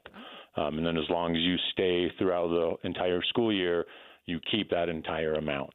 We also do have a second bonus that takes effect at the end of the school year. If you complete 85% of the crossings that you've signed up and said that you're going to be there, you'll get another $250 at the end of the school year. Well, if you throw in a free set of china, then we'll absolutely all sign on. But that's pretty amazing. $250 signing bonus and a free UTA pass after the free school UTA year. Pass, yeah. All right. I can't give you china, but I can get you a UTA pass. Bobby Ridge, Salt Lake City Crossing Guard Program Outreach Coordinator, thank you for giving us a jingle this morning and filling us in on those details. Let's get those positions filled. Yeah, that's shockingly little time commitment. I thought it was going to be much longer than that, but essentially in under 2 hours a day, you make $35 a day. You get a nice little signing bonus, sometimes just getting out. I'll tell you this. I actually knew my crossing guard. I didn't have to use it often, but she had done it for enough years that I knew her name, and it was kind of fun to have that interaction. Yeah, and I think it's good. It's like you said, you were started on that path of it's good to get out. Yeah, if I was in retirement and I wanted to get out for a couple of hours a day and just interact with humans, that would be a good gig. Straight ahead, I think this is the most intriguing story of the day. We've got these underground tunnels weaving around under the city of Las Vegas where some 1,500 people who experience homelessness are living. And then came the remnants of Hurricane Hillary. It's almost certain that someone is going to die in the Vegas Valley this weekend from this flood. Dave and Dujanovic. Before Dave and Debbie get started each day, this station is all news all morning. And later today, we follow up on those stories as you drive home. Get important news all morning and all afternoon. Here on KSL News Radio. When the day's almost done, Another day, another dollar. there's the drive home. Put Jeff Kaplan in the passenger seat. Hey, how's it going? Good, thanks. You're in my car. Yep, let me catch you up. Jeff has traffic and weather together every 10 minutes on the nines, breaking stories, and his signature minute of news. It's like Jeff's there just for you. This is a little awkward. Isn't it great? Jeff Kaplan's Afternoon News, 3 to 7 on KSL News Radio. When I was growing up, my dad was a therapist. He was a therapist for folks that were dealing with alcohol and drug issues. So whenever I was with my dad at work, or I had a lot of interaction with folks that were in treatment programs. And I'll tell you this, I found a great love for folks that are struggling because it is a battle. I saw it all throughout my youth. And then when I was in my early 20s, I worked at a treatment center, and it is a battle. And I know one of the things I learned, and the research has shown this, that when loved ones are involved in the recovery process, there's a much better chance of success. So Renaissance Ranch, who's been serving men for 20 years with a faith-based and clinically proven program, they know that the importance of having family members involved is crucial. So they offer weekly online classes. It's open to the public. You can attend as many of these classes as you wish. There's classes that are taught from a spousal, parental, and even personal perspective. They offer a women's support group and a couples recovery group. Lots of great classes all throughout the week. You can just go to their website, renaissanceranch.com, to learn more, to learn when these classes are available, and again, get some of that hope and that healing and learn what you can do to be a support to that loved one that is struggling with addiction. Check out more at renaissanceranch.com. What's up, everybody? I'm Mike Wilson with Any Hour Services, and if you have a drain that's clogged or backed up, after you've tried the plungers and products, the next step usually involves some kind of drain snake or cabling equipment. You see, sometimes the blockage is far enough down the line that you need special equipment that most homeowners just don't have. That's where the Drains Department at Any Hour Services can help. A drain snake can clear most blockages and get the water flowing again, and clearing blocked drains is what our Drains Department does day in and day out. So if you're a homeowner with a drain line that's clogged or backed up and you'd like one of our drain technicians to come and snake the line for you, it's only $29. Yep, you heard that right. Any Hour Services will snake any drain line with normal access for only $29. Sinks, showers, tubs, toilets, floor drains, laundry drains, even that sewer main line that connects to the city. We'll snake any line for just $29. For help with your drain issues, call Any Hour Services at 801-443-7700. You can Google Any Hour Services. You can even schedule online at anyhourservices.com. No one helps more homeowners than Any Hour Services. As I look at my path to the NFL, I wouldn't have been able to do it by myself. Having a supporting cast for me made all the difference, both on and off the field. And the thing I realized this last year was having that supporting cast made my dreams and my goals a reality. I prepare as best as I can for every situation on the football field. You know, that same mindset applies to me as a husband, as a dad. And being a new father with an 8-month-old child, I've realized that, you know, I now have a responsibility to my son and to my wife, just like I do my teammates. I spend all my time being a quarterback and I need to find people that I can trust and rely upon. Deseret First Credit Union, they are those people that are spending all that time to help me manage and take care of my family. My name is Taysom Hill, and my why is faith, family, and football. Murdoch Chevrolet is celebrating 97 years. Right now, take up to $7,000 off Silverado 1500s. Murdoch Chevrolet in Logan, Woods Cross, or at murdochchev.com. Finding great candidates to hire can be like, well, trying to find a needle in a haystack. Sure, you can post your job to some job board, but then all you can do is hope the right person comes along, which is why you should try ZipRecruiter for free at ziprecruiter.com/free. ZipRecruiter doesn't depend on candidates finding you. Its powerful technology identifies people with the right experience and actively invites them to apply to your job. You get qualified candidates fast. So while other companies might deliver a lot of hay, ZipRecruiter finds you what you're looking for. The needle in the haystack.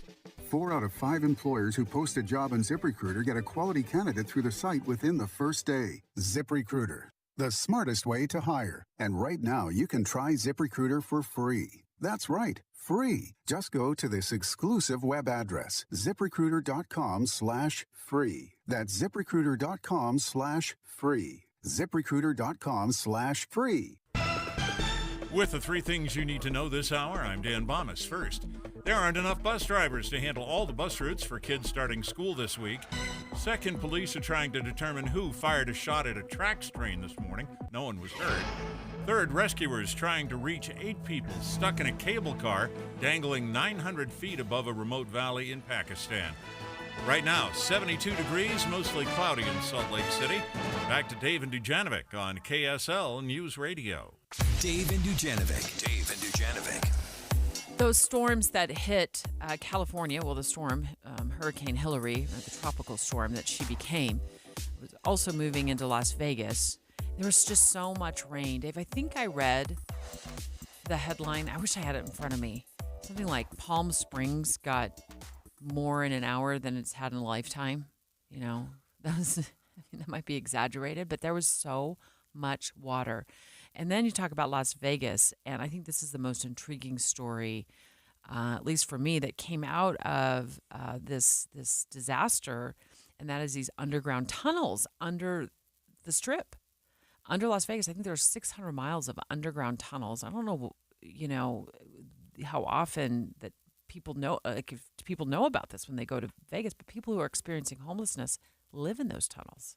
I had no idea, first of all, until you showed me some video of the water coming through Vegas. And it was just pouring out of one of these casinos, the garage area, and it was a river. But then you saw it going into these tunnels. And these tunnels were built specifically to deal with the flash flooding that happens in a desert.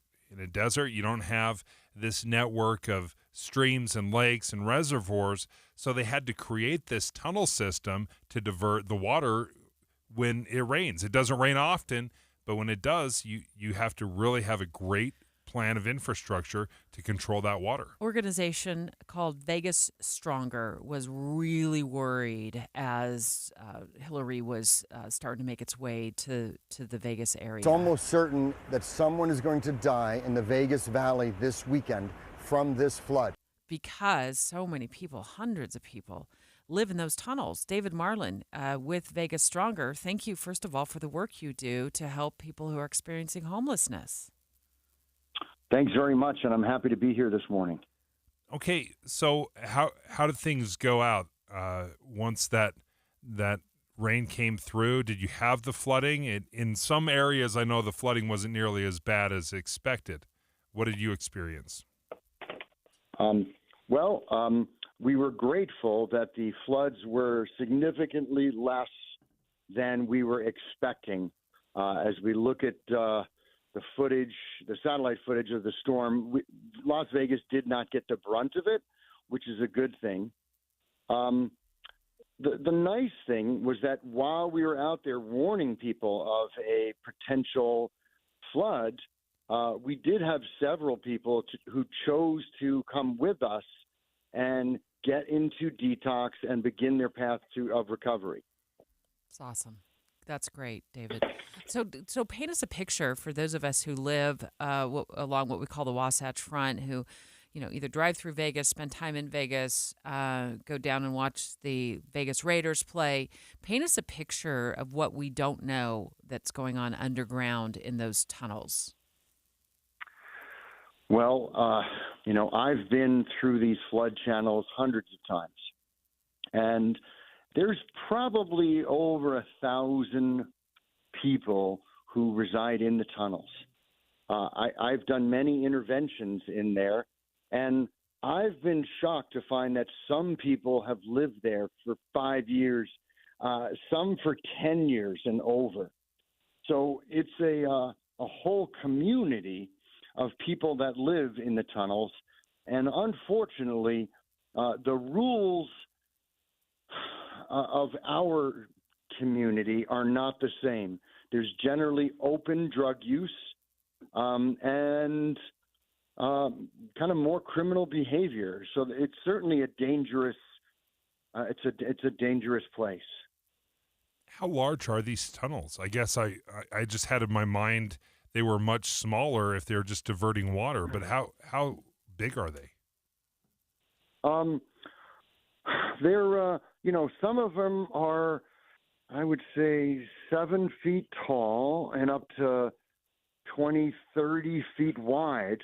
Because remember, Las Vegas is a valley, and we're surrounded by mountains. So when it rains on the mountains, all the water needs to flow down to Lake Mead. And as it comes down to our city, this intricate system of channels, stops this huge amounts of or volumes of water from taking out our streets and our community. So they do need to move massive amounts of water. So when you have people that are living there full time, what happens? The debris, I would imagine, when that water starts flowing through those tunnels, would just wipe everything out. Yeah, I was surprised talking to people who were, losing their lodging as makeshift as they are, but they would tell me that they would recognize that there would be grates downstream, and that when the rain subsided, they expected to walk downstream and go pick their items out of the grates to bring them back. But realize that these people live down there with no clean running water, no electricity. The lack of hygiene is truly atrocious.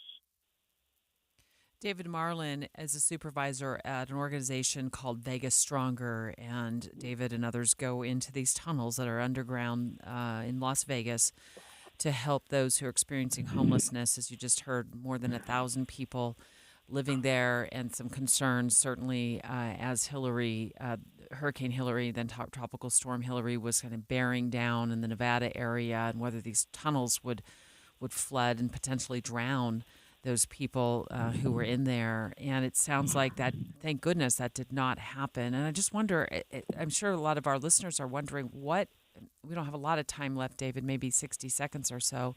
Is there anywhere else for these individuals to go, like shelters, or are they just so accustomed to living in the tunnels that is the place they want to be?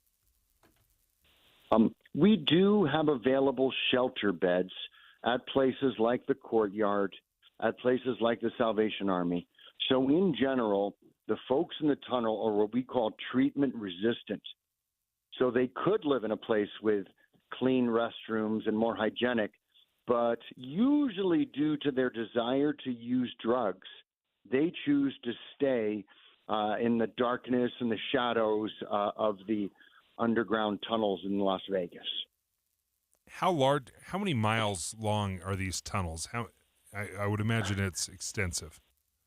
It's literally hundreds of miles of tunnels, although in town there's some almost more popular villages, large congregations of folks.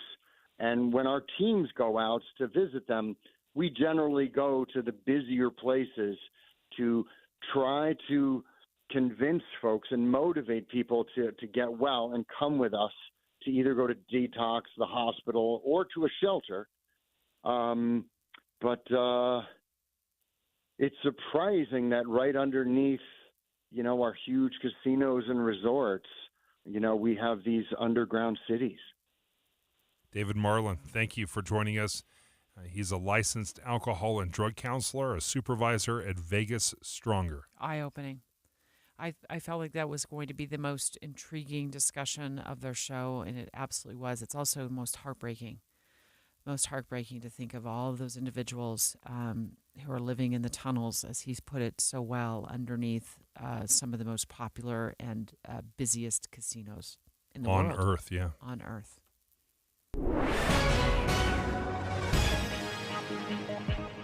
It's 10:30 at KSL News Radio. I'm Dan Bonas. KSL's top story this hour.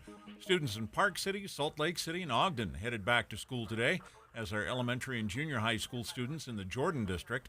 Amy Peterson teaches fourth graders at Foothills Elementary. She says meeting the needs of her students makes those first day jitters a two-way street. Meeting the needs of all those different students in a way that helps them to do their best is always a challenge, but it's an adventure, and we get to learn and work together. The 950 students at Foothills were greeted by a red carpet, and for an added smile, the principal and his assistant were dressed up in top hats and coattails. The National Park Service says visits to Utah's national parks in 2022 had an economic benefit of $2.6 billion to the state. Jennifer Lever from the Gardner Policy Institute said the entire nation had a good year in 2022. Looks like it was a very good year for visitor spending at our national parks, not only in Utah, but also in the U.S. The success of the parks led to the creation of about 400 new jobs in the rural parts of Utah. Our top national story this hour from ABC News. Tropical storm Harold is making landfall in the United States today, bringing heavy rain to places on the Gulf Coast like Corpus Christi, Texas. That's where ABC's Maria Villarreal says they're carefully monitoring the storm's path. The water has really started to accumulate here in the Corpus Christi area, and what's also adding to the frustration for a lot of people that are living here, drive and work around this area, is the fact that there is a lot of construction in this city. So city leaders are keeping a very close eye on the amount of rain that's coming in. And your money at this moment, the Dow Jones average down 135 points, also down yesterday. The NASDAQ, though, is up but just 17 points right now. And our KSL weather looks like we'll get some thunderstorms this afternoon. That's next. KSL News Time, 10:32. What do you need to hear in the morning to feel ready for the day? Important news that happened overnight, the traffic you'll hit on the roads. You'll be ready for your day with us. Join Utah's Morning News 5 to 9 on KSL News Radio. Let's cut to the chase. $25 per room for the best no residue carpet cleaning. Everyone loves Zero Res. The service is top-notch, the cleaning is amazing, and here's a price you're going to love, too. Schedule today and you'll pay just $25 per room cleaned. Other companies will say they clean as good as Zero Res, but honestly, it's just not the same. Zero Res has patented technology to ensure you get the best cleaning possible. And yes, those patents mean that no one else is cleaning like this. Carpets, air ducts, tile, furniture, and more. Today only, they're cleaning the Wasatch Front for just $25 per room. Minimums and restrictions apply, but there are no maximums. Clean 5 rooms, 6 rooms, clean the whole house, just $25 per room. You don't have to clean today, but you do have to get on the schedule. $25 per room for carpets, and call for special pricing on air duct cleanings too. For more info, restrictions, and to schedule, visit ZeroRes.com. Schedule today at ZeroRes.com. With our roots in northern Utah, Holy Cross Hospital has a legacy of caring to help every person be whole and healthy. Find us at 5 Holy Cross Hospital locations and more than 45 clinics along the Wasatch Front. Learn more at holycrossutah.org. At Holy Cross Hospital, we're honored to carry the legacy of our namesake and equally honored to care for northern Utah's vibrant communities. Find us at 5 Holy Cross Hospital locations and more than 45 clinics along the Wasatch Front. Learn more at holycrossutah.org. Found your dream house but not your dream rate? Make your purchase with a home loan from Cypress Credit Union. Refinance within 12 months if rates drop, and we'll take care of the refinancing fees. Our team of local home loan experts is here to help you on every step of your home buying journey. Click the ad for more information. Cypress Credit Union. Your future is our future. Federally insured by NCUA, Equal Opportunity Lender, NMLS number 666254. Jeff Kaplan's Minute of News. We're committed to letting you know exactly what's going on. On our show, we're going to bring you up to speed on what's happening in the world to this moment. At the same time, the news can be really burdensome. It can leave you feeling a little bit depressed and even a little bit more depressed. My Minute of News is just a moment to lift you up. I'm blessed that KSL has given me the freedom to talk about whatever I want. Literally, it is my minute of news. Sometimes it's pegged to what's happening that very day. Sometimes it might be something bizarre that you didn't know happening somewhere else in the world. To make you smile for a moment, even on a difficult day, and make you realize the world is still spinning. I am so honored that so many people have appreciated and enjoy the Minute of News every afternoon. Ride Home with Jeff Kaplan, weekdays 3 to 7 on KSL News Radio. Traffic and weather together brought to you by Granite Credit Union's High Yield Savings Certificates. Here's Heather Kelly. Well, the biggest issue for drivers right now is the rain. Some of it is coming down pretty heavy, but it's also very scattered across the Wasatch Front. So some roads are dry. A lot of them are damp, and then you have several areas where some heavy rainfall went through and you've got puddles of water. So that could be tricky if you drive through them. Also, a lot of spray kicking up from tires, which is reducing visibility if you're following too closely to the car in front of you. Fill up your bucket list in Box Elder County. History, recreation, and wildlife, along with excellent dining and shopping, await you. Find out more at visitboxeldercounty.com. Heather Kelly in the KSL Traffic Center. KSL weather, more showers and thunderstorms this afternoon and evening, along with a chance for flash flooding. The storms continue through Friday. And right now, we're at 72 degrees with cloudy skies at KSL News Radio, 102.7 FM, 1160 AM, and KSLNewsRadio.com. Your all-day companion for news. Dave and Dujanovic. They're called, hi.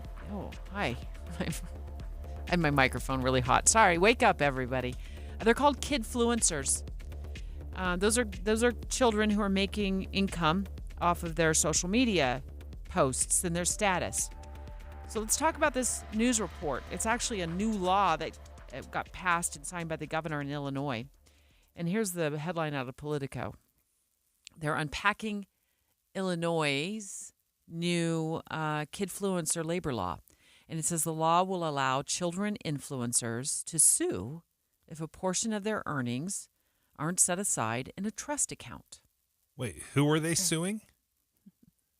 Their parents? Mom and dad. Wait a second. We've passed a law that allows kids to sue their parents? Yeah. Well, that seems like a disaster. So how much money is at stake? I was shocked to find this. So you can monetize social media, right? I mean, I don't mean to Deb-splain it here, but you can make money off your social media posts. I mean, I don't know if you do, but people who are really smart and savvy are. That's not us. They are. And in the article, it says as much as $15,000 for a single post. Now, that's an extreme example from a University of Alabama professor who was quoted in the article by Politico. But $15,000. Dave, you know social media like nobody I know. Give me some examples of how kids can earn money off social media. Focusing on, kids. So the first thing that goes to my mind is gamers. It's the best way for kids to earn money. So they play video games, they stream it live, they can create these relationships with video game producers, and they will sponsor the kids, and they just stream hours and hours and hours of video. So that's one of the biggest ways for kids to make money. And these are kids that are underage, right? That wouldn't be able to control, basically it's child labor. That's what I'm trying to say in a very nice way. The parents are probably going to be in control of negotiating contracts for those sponsorships, right? They couldn't go in and like a 10-year-old couldn't go in and sign a contract with a major gaming organization. A lot of this stuff doesn't require contracts. Oh. In fact, if you're on YouTube, as long as you have a certain number of subscribers, you have a certain number of views, then you can automatically monetize it, and it doesn't require like really in-depth lawyers, negotiations, stuff like that. It's a pretty easy way to earn some money. Dave and I talking about kind of a sector of the social media platforms that has really taken off, and that's these kid influencers. They get online, as you said, they do video games, maybe they play with toys. Parents, I would assume, where somebody uploads videos of them doing this, and then they make money off of it. Now, according to a Illinois lawmaker, this law just passed, got signed by the governor. If a young person is, for example, 50% of a video that's posted online, then the parents or whoever was in charge of their finances would have to set aside 25% of that money that's collected and put it in a trust fund for that child. So that opens up all kinds of legal questions, and no one better to answer these legal questions than Greg Skordas, our KSL legal analyst. I mean, hard to imagine, Greg, that these parents, these kiddos that are making all kinds of money are out buying themselves mansions and expensive outfits and pricey cars on the backs of their kids. But I suppose it happens, and that's why there's a need for a law. That's right, and it's the need for the laws to protect the kids because, as you said, they can't really negotiate, they can't really manage their finances, and so why not set it aside, make sure that when the child reaches the age of majority, which is typically 18, that they have the ability to access that. And Dave's exactly right. The parents typically don't even have anything to do with the negotiations or the contract or how the kid raised the money. It's more a factor of the child's skills and things that they're able to produce and do on the internet. And sure, I think it makes sense that those children be protected and that their assets be protected, even though it's from their own parents. Okay, here's one of the problems I have with this law, Greg, is they're taking into account, okay, so if, let's say the video makes $1,000 and you've got to set aside a portion of that for the kids. Well, if I'm the parent, I don't necessarily want my kid to be a millionaire at age 13, which some kids are. They're millionaires at age 13 because I'm concerned about their well-being. I don't just care about their financial well-being. I care about what kind of person they're growing up. As a parent, I would like to think that I have some say in this or have complete say on how I want to raise my kids. Does this prevent me from exercising my parental rights? So the answer to that is in part. You can absolutely exercise your parental rights. You can absolutely set aside the money, but you can't just take it for yourself. You can't just spend it on your house or your new swimming pool or whatever you want. I mean, you have to create a fair accounting. You have to make sure that the money's set aside. And you're right.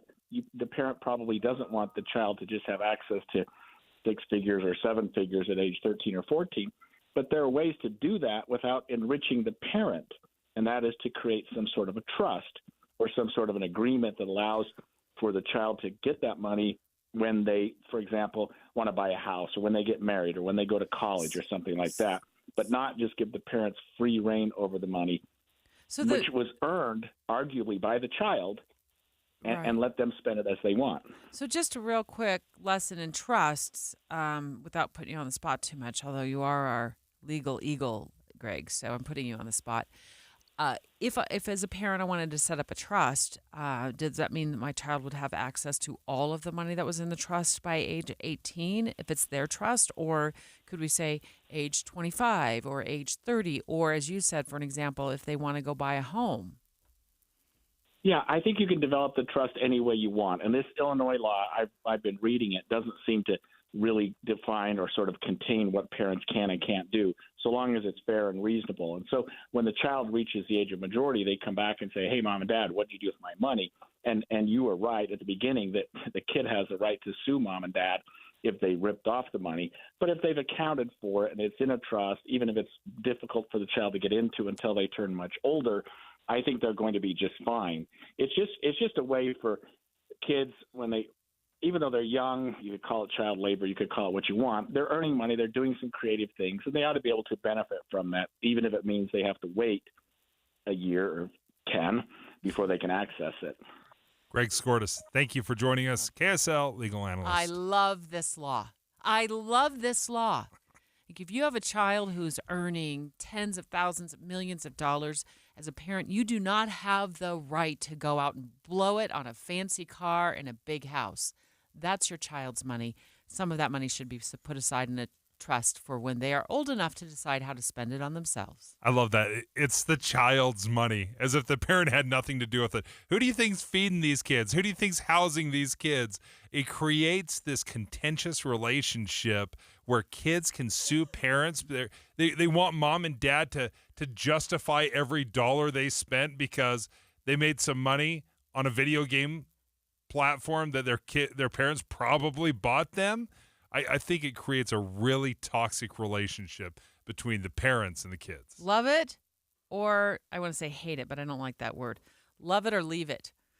Are you on Team Deb or Team Dave? 801-575-TALK. Taking your live calls. Again, 801-575-TALK. Dave and Dujanovic. Hey, stay right here for more of Dave and Dujanovic. And tomorrow morning, come back here for news, traffic updates, and reliable weather. Join us to have a listen. Tim and Amanda. Your morning companions for news. Hey guys, are you over 30? Let's talk about testosterone and performance. Your testosterone can decline at an average of 1% to 2% a year after you turn 30. And Revive Men's Health have been experts at treating men with low testosterone and ED since 2011. We're the clinic guys come to when their current treatment isn't working, they have a complicated medical condition, or they're just not happy with their performance. We love what we do and the patients we care for. You can ask our patients. We did, and we have a 99% patient satisfaction rate this year. Our patients even tell us we're more affordable than their insurance deductibles and copays. Let's get to the bottom of your issues and fix them. That's what we do, and we do it really well. Book your T-check and exam today. Call 801-263-7777. That's 801-263-7777. Or send us a private message at revivemenshealth.com. 2 years ago, Americans watched in horror as a crisis unfolded at the Kabul airport. There's desperation and anguish. More than 80,000 Afghans have since arrived in America, but this story is still unfolding. I'm Andrea Smartin. In my new podcast, Stranger Becomes Neighbor, we'll find out what happens to these new arrivals in our communities. Who would help our newest neighbors? Follow us at kslpodcast.com, Apple Podcasts, or anywhere else you listen. Imagine how inconvenient your life would be without power. No lights, no refrigeration, no heating or cooling, and no electronics. But with a Generac home standby generator, you'll have the power when you need it most. Generac generators automatically provide backup after sensing a power outage, so your life goes on uninterrupted. Schedule a free quote today with Genco Generators, your premier Generac service dealer in Utah. Call 801-295-0872 or online at gencogenerators.net. When it comes to vaping, the truth can get clouded. So let's make it clear. Vaping is not safe for kids, teens, or young adults. It's just not. Because vaping can put microscopic particles into your lungs. And dangerous things like metals and volatile organic compounds into your body. And nicotine, the same highly addictive substance found in regular cigarettes. Nicotine can harm a person's brain development through their mid-20s. Affecting learning, memory, attention, and impulse control, and priming the brain for other addictions. Vaping products also come in kid-friendly flavors that can make them appealing to youth. And many kids also use other drugs, like marijuana, in vaping devices. With appealing flavors, high nicotine levels, and lots of promotion on social media, many kids think vaping is harmless, but it's not. So talk to your kids about the risks of vaping, because when you talk, they hear you. For more information, visit underagedrinking.samhsa.gov. I'm Dave Cawley, investigative journalist and host of the podcast Cold. In October of 1985, a woman named Cherie Warren left work at a busy Salt Lake City office to meet her estranged husband at a downtown auto dealership. She never made it home. Cherie's car surfaced weeks later in Las Vegas. In the parking lot of a hotel casino. No one knows how it got there. Strange. It was strange. Both Cherie's estranged husband and her boyfriend raised suspicion for investigators. I kind of thought that he might have done something. But no arrests were ever made. In Cold Season 3, we dig into double lives, make new connections in the case, and examine the difficulty raised by reasonable doubt. We want answers just as much as anyone else. They have creeps like that now too, so nothing's changed. That's the new Cold Season 3, The Search for Cherie, now available anywhere you get your podcasts. With the 3 things you need to know this hour, I'm Dan Bonas. First, students in Salt Lake City, Ogden, and several other districts are back in class today. Second, Utah's national parks helped to create 400 new jobs in rural Utah this year. And third, another tropical storm is moving ashore, this time on the Texas Gulf Coast. Right now, 72 degrees with light rain in Salt Lake City. And back to Dave and Dujanovic on KSL News Radio. Dave and Dujanovic. We'll be taking you live phone calls in just a moment on this new law that is signed by the governor in Illinois regarding social media and kids who post on social media and their parents now being basically forced by law to set up trust accounts. I just wanted to bring our listeners up to date real quick, Dave, on a story that we've been tracking since bright and early this morning, unfortunately, involving a Trax train. Heard it this morning as breaking news during Utah's Morning News with Tim and Amanda that there had been shots fired at a Trax train this morning somewhere in the Midvale area. Nobody was hurt. However, the Utah Transit Authority will be calling the show in the 11 o'clock hour to bring our listeners up to date on what they know about the shooting, if they've apprehended a suspect. And so stay tuned for that. We're getting a phone call from UTA in about 30 minutes or so. Now let's get back to kids making money off their social media status. New law in Illinois signed by the governor there says that parents have to set up a trust account and save some of that money for when their kids get older. Yeah, and there's a few different ways kids can make money on social media. There's either direct endorsements. So if you have a big enough following, perhaps you can have somebody say, hey, will you mention my product in your feed? That's one way they can make money. That's not terribly common. Unless you're a really, really big influencer. But largely, kids make money from playing video games. I would say that's the most common way that they do it. They go onto YouTube, they stream on Twitch, and then if they have a popular following and a number of followers and subscribers, then they can earn some money. Typically, this is not a lot of money. When we talk about kidfluencers, we sometimes conjure up in our mind Ryan's Toy Review that is making tens of millions of dollars. That's typically not what's happening. I don't know Ryan. Trust me, you're the only one that doesn't know Ryan's Toy Review. Is that because I'm not 5 years old? Exactly. And because I have kids who are all adults? Yeah, okay. You're so not buying toys toys anymore. anymore. You probably haven't heard of Ryan, but he goes on YouTube, right? Yeah. Is that what it is? And does toy reviews. But there's a lot of families here in Utah. I think of Shot of the Jaegers, that YouTube family, a couple of very popular websites or YouTube channels, and they make money. But they have a family that is involved in the whole thing. So mom and dad and the kids. And I don't know how they divide up the money. If mom and dad just keep all of the money, even though the kids are in the video, or if they split it up equally. I would love to talk to them. If you guys are listening right now, call in anytime.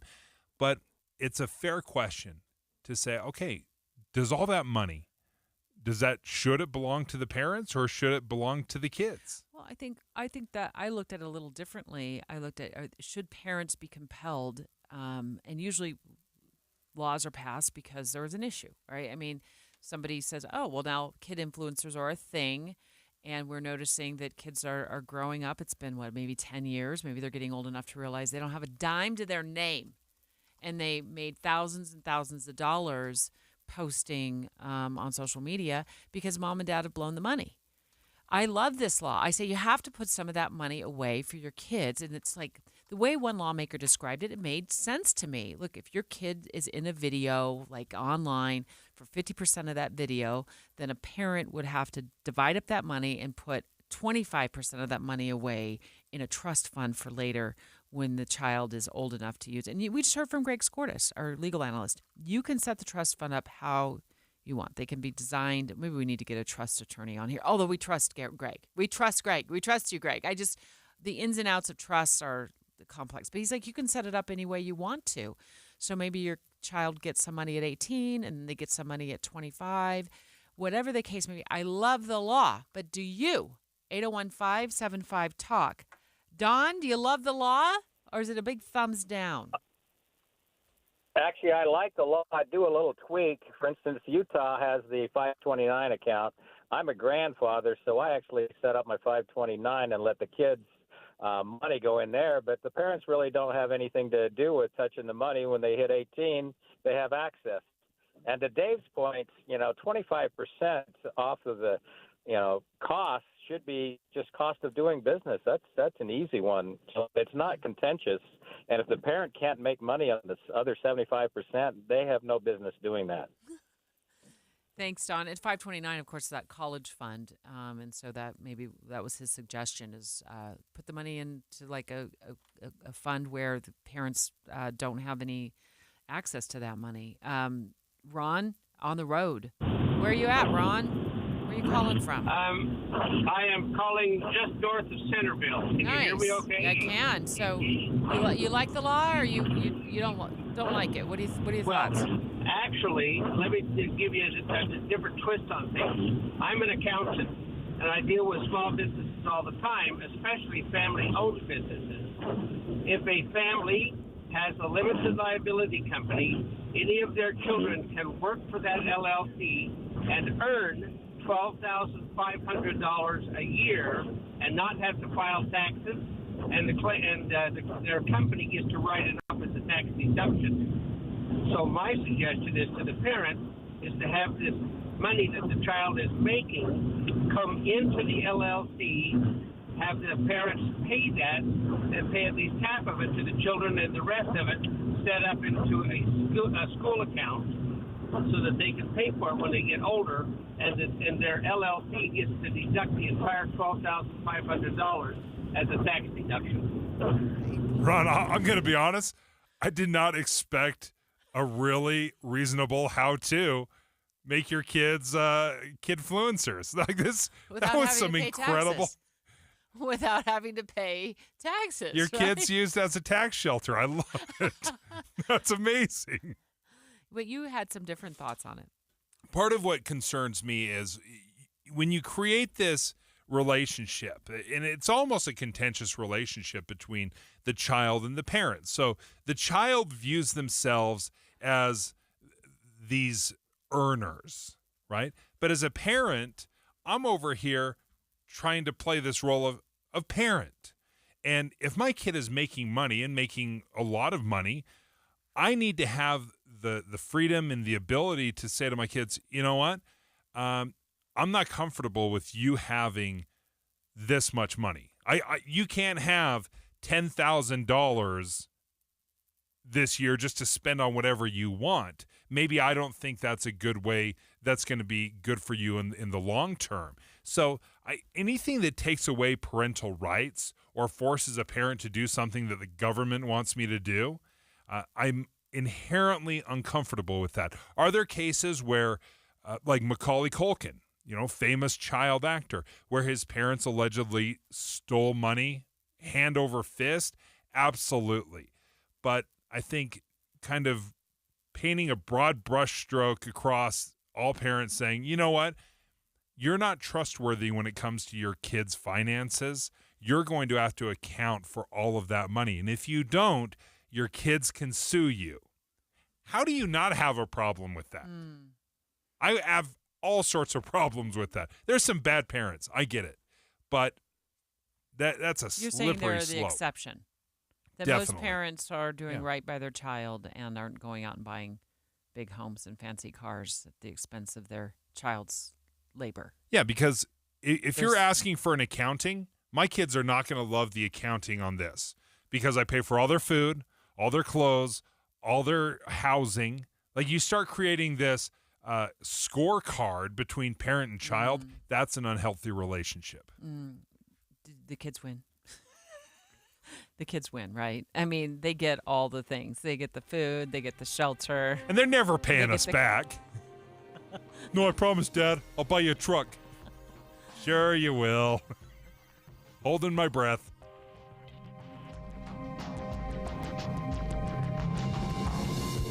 KSL FM Midvale, KSL Salt Lake City. Listen on the KSL News Radio app and in your car at 102.7 FM. KSL News Radio, your all-day companion for news.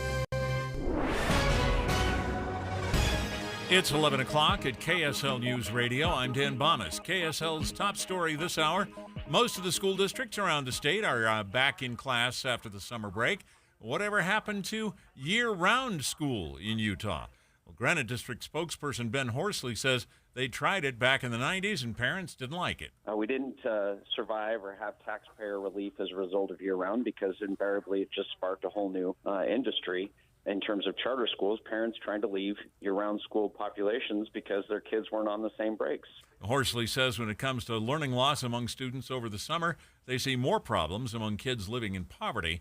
And he says they've been working with the legislature to try and provide some extended learning options. Our top national story this hour from ABC News. 8 Republican presidential candidates are getting ready to take the stage in Milwaukee tomorrow for their first primary debate, with former president and current Republican frontrunner Donald Trump not attending.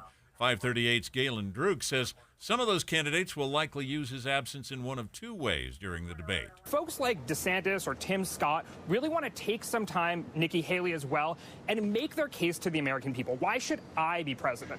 There are other folks on stage who I think are probably longer shot candidates who really want to take it to Trump. Folks like Chris Christie, folks like Mike Pence, the former vice president.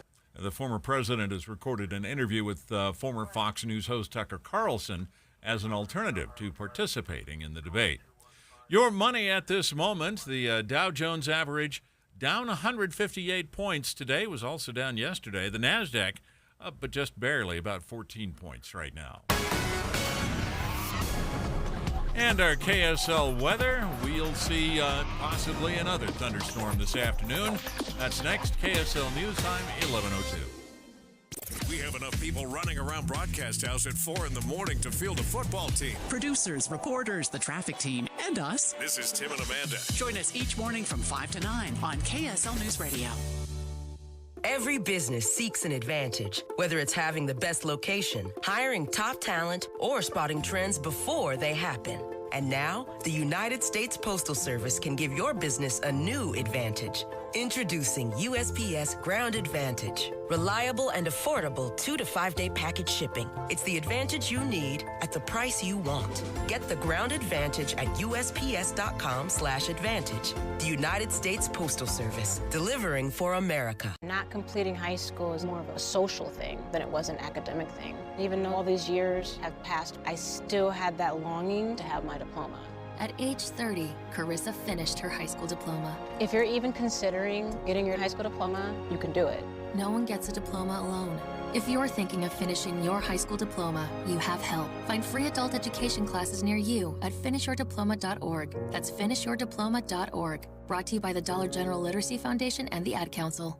I've worked hard to get where I am. I don't cut corners. I see opportunity and make the most of it. And I'm celebrating that success in style by heading to Jerry Seiner Cadillac to get the car I've been working for. They have new XT4, 5, and 6 models in stock and the area's largest selection of certified pre-owned vehicles. I've put in the work and I've earned the luxury that only comes with a Cadillac. If you have too, then it's time to visit Jerry Seiner and experience the Seiner difference.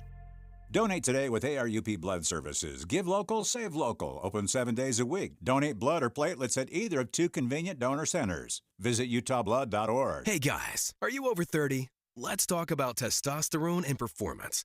Your testosterone can decline at an average of 1 to 2% a year after you turn 30. And Revive Men's Health have been experts at treating men with low testosterone and ED since 2011. We're the clinic guys come to when their current treatment isn't working. They have a complicated medical condition, or they're just not happy with their performance. We love what we do and the patients we care for. You can ask our patients. We did, and we have a 99% patient satisfaction rate this year. Our patients even tell us we're more affordable than their insurance deductibles and copays. Let's get to the bottom of your issues and fix them. That's what we do, and we do it really well. Book your T-Check and exam today. Call 801-263-7777. That's 801-263-7777. Or send us a private message at revivemenshealth.com. And with traffic and weather, brought to you by Granite Credit Union's high-yield savings certificates, here's Ricky Meese. Well, right now we do have rain along the Wasatch Front and making for a very wet drive. However, the good news is traffic along I-15 throughout the valley running maybe a little bit lower than the speed limit, but doing so safely. And we're also seeing a crash-free commute on all the valley freeways. How do you know if you're getting the best deal on employee benefits? You don't unless you get free quotes from every insurance company every year. Visit shopmyplan.com to get free quotes. Ricky Meese in the KSL Traffic Center. KSL weather, more showers and thunderstorms this afternoon and evening, along with a chance for flash flooding. And the storms continue through Friday. 68 degrees with rain right now at KSL News Radio, 102.7 FM, 1160 AM, and KSLNewsRadio.com. Your all-day companion for news. Dave and Dujanovic have inside sources. Boyd's here just in time. Dave just caught this article, and it's just the timing is perfect, Boyd, because of what's happening in the GOP primary debate with President the three Biden, things you need to know this hour, Trump. I'm Dan. Every time that blasts in my ear, it throws off my brain. So sorry. I try to talk right through it. You can't focus, Deb. It just does. It scares me. So I don't know if our listeners hear that, but we heard it. It was like a loud sound. Okay. So anyway, President Trump not showing tomorrow on the GOP primary debate stage. Well, this is the question that's being raised today. Will President Biden debate former President Trump if he's the Republican nominee? His campaign won't commit. Dave caught that headline, went, whoa. Wait a minute here. We've had a lot of really great discussions about debates, and especially we have just finished the most incredible debate schedule I've ever seen in my life for Representative Chris Stewart's seat in the special primary. They had 10 debates in 12 days between Celeste Malloy and Bruce Huff, which was incredible. In all the counties. It was unbelievable. I've never seen anything like it. So when I hear President Biden say not willing to commit that, I'll debate that guy, then I ask, A, what are you afraid of? Why not? And how does this help me make my choice? Yeah, and to me, the sad part is, one, our debates have devolved into something different than what they used to be. So it has become much more performative politics, and clearly that goes back to 2016. It actually goes back a little bit further. So we've sort of lost that framing of it. And then the fact that people just don't want to debate, especially incumbents don't want to debate because they're saying, well, look, it's only downside for me if I if I elevate my opponent or I give them a chance to attack, or heaven forbid, I have to defend my own policies, my own decisions, my own votes. And we see that at all levels, from mayor races all the way up to the presidency. And sadly, I think we're losing a very important forum for a lot of voters. And that is, let's have the conversation. I actually go back, because I know I'm a geek. Go back and watch the first debate between Richard Nixon and John F. Kennedy. Incredible. They each had 7-minute opening statements, and they would take turns standing up at the podium, and then they'd come and they'd sit back down, and it was an amazing exchange of ideas and principles and what they believed in terms of foreign policy and domestic policy and how they made decisions and things that you don't get in a soundbite and things that you don't get on social media. And clearly President Biden is not going to want to debate, especially if it is the former president, because he knows what that looks like. They didn't do a lot of debates the last time around because of COVID. That clearly helped President Biden because he didn't have to get in and defend things and have that conversation. So I'm not surprised at all that the president and his team are hedging in terms of, well, we might debate, we might not.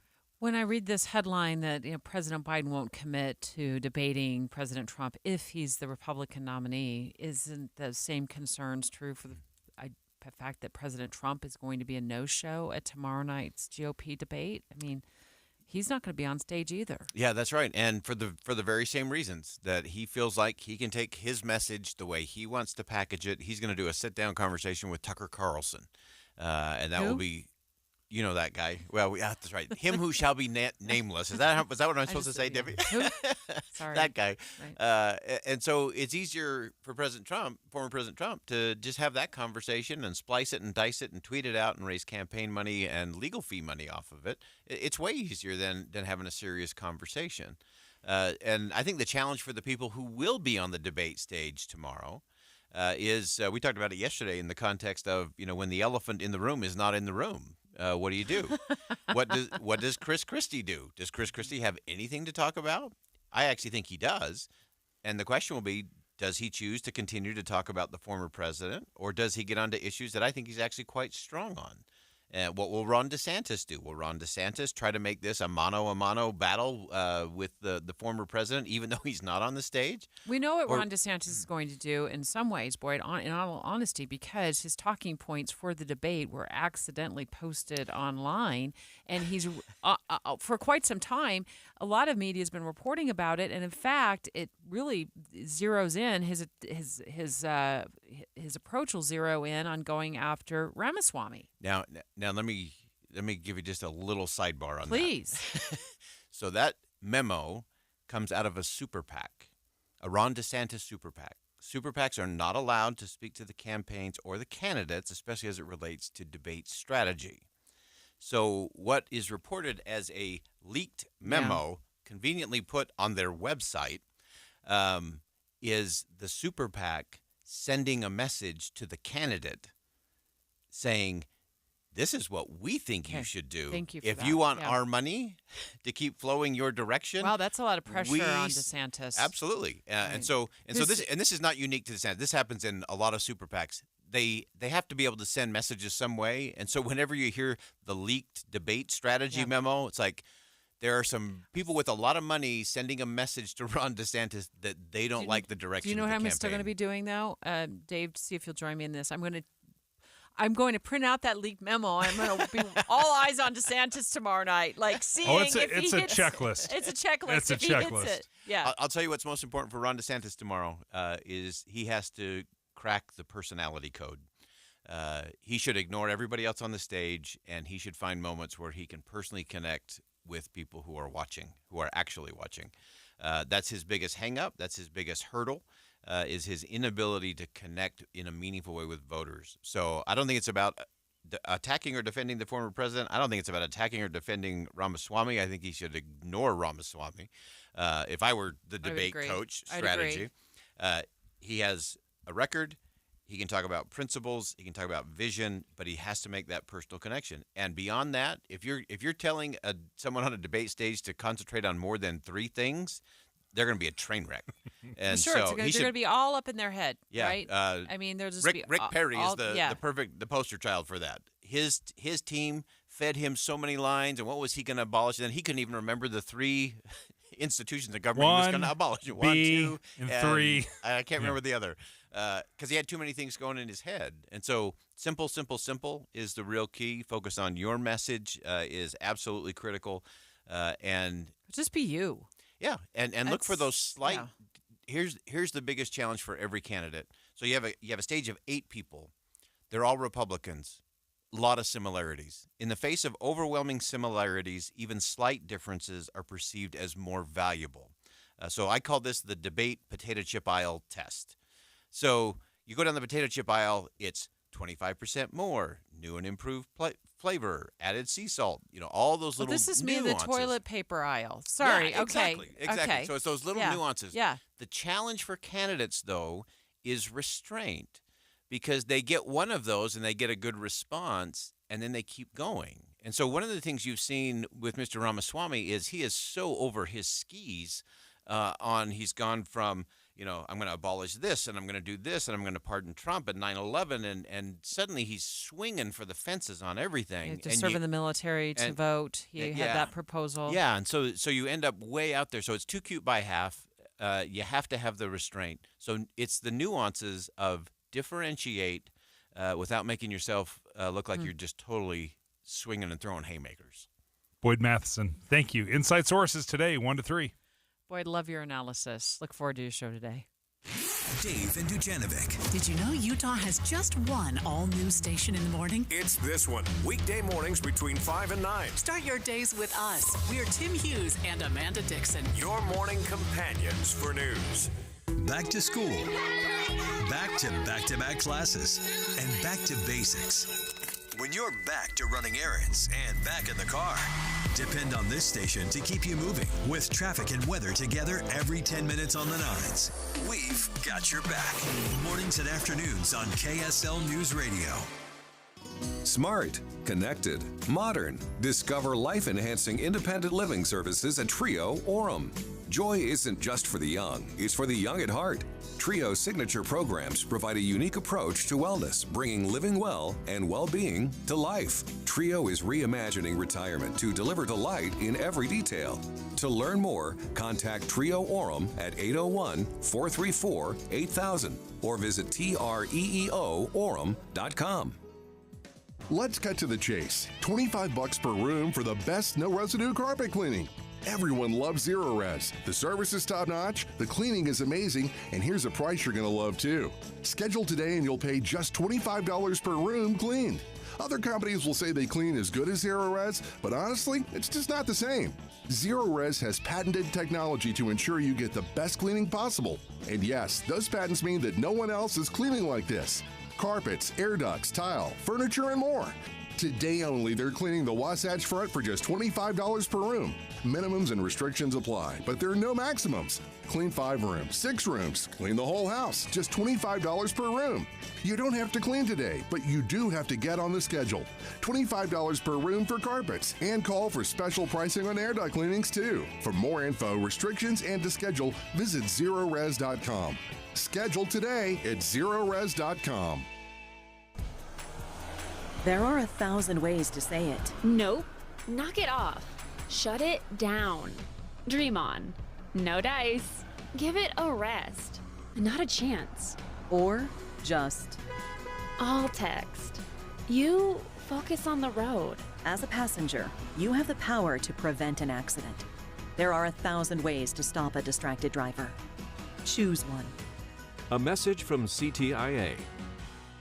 You know when you wake up and your mouth feels gross and you just can't wait to brush your teeth to get that clean, fresh feeling again? That's exactly how millions of Navage users feel when they use powered suction to rinse out their noses every day, just like brushing their teeth. Once you're able to breathe deeply without congestion, you never want to be without it. That's why so many people rave about Navage, with over 100,000 online reviews. Feel the Navage difference for yourself. In less than a minute a day, you'll feel immediate relief from seasonal allergies and congestion after the very first use. Navage will also help you sleep deeper, snore less, and feel healthier, naturally, without drugs. Start breathing clearly again with Navage. Navage is available at Walmart, Walgreens, Target, CVS, Rite Aid, and online at Navage.com. Navage. Navage. Clean nose, healthy life.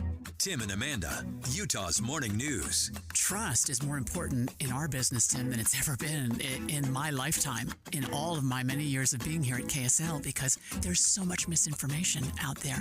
And there's so much information that is heavy laden with opinion. When you come to us in the morning, what you get is the news. You get what's happening without a lot of spin or opinion and without any misdirection. That's just the pure, simple thing that you get. When you talk about the misinformation that's out there, which there is, sometimes those stories just change from one morning to the next. And so hopefully you feel like each day as new information becomes available or we learn new things. This was certainly true during the pandemic. This is the place where we're going to share that information with you and talk about the things that are going to most affect your life.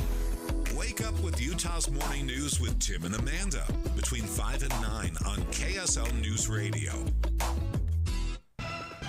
With the 3 things you need to know this hour, I'm Dan Bomas. First, whatever happened to year-round school in Utah? Spokesperson for one district says parents didn't like it. Second, guns were involved in a couple of road rage incidents on I-15.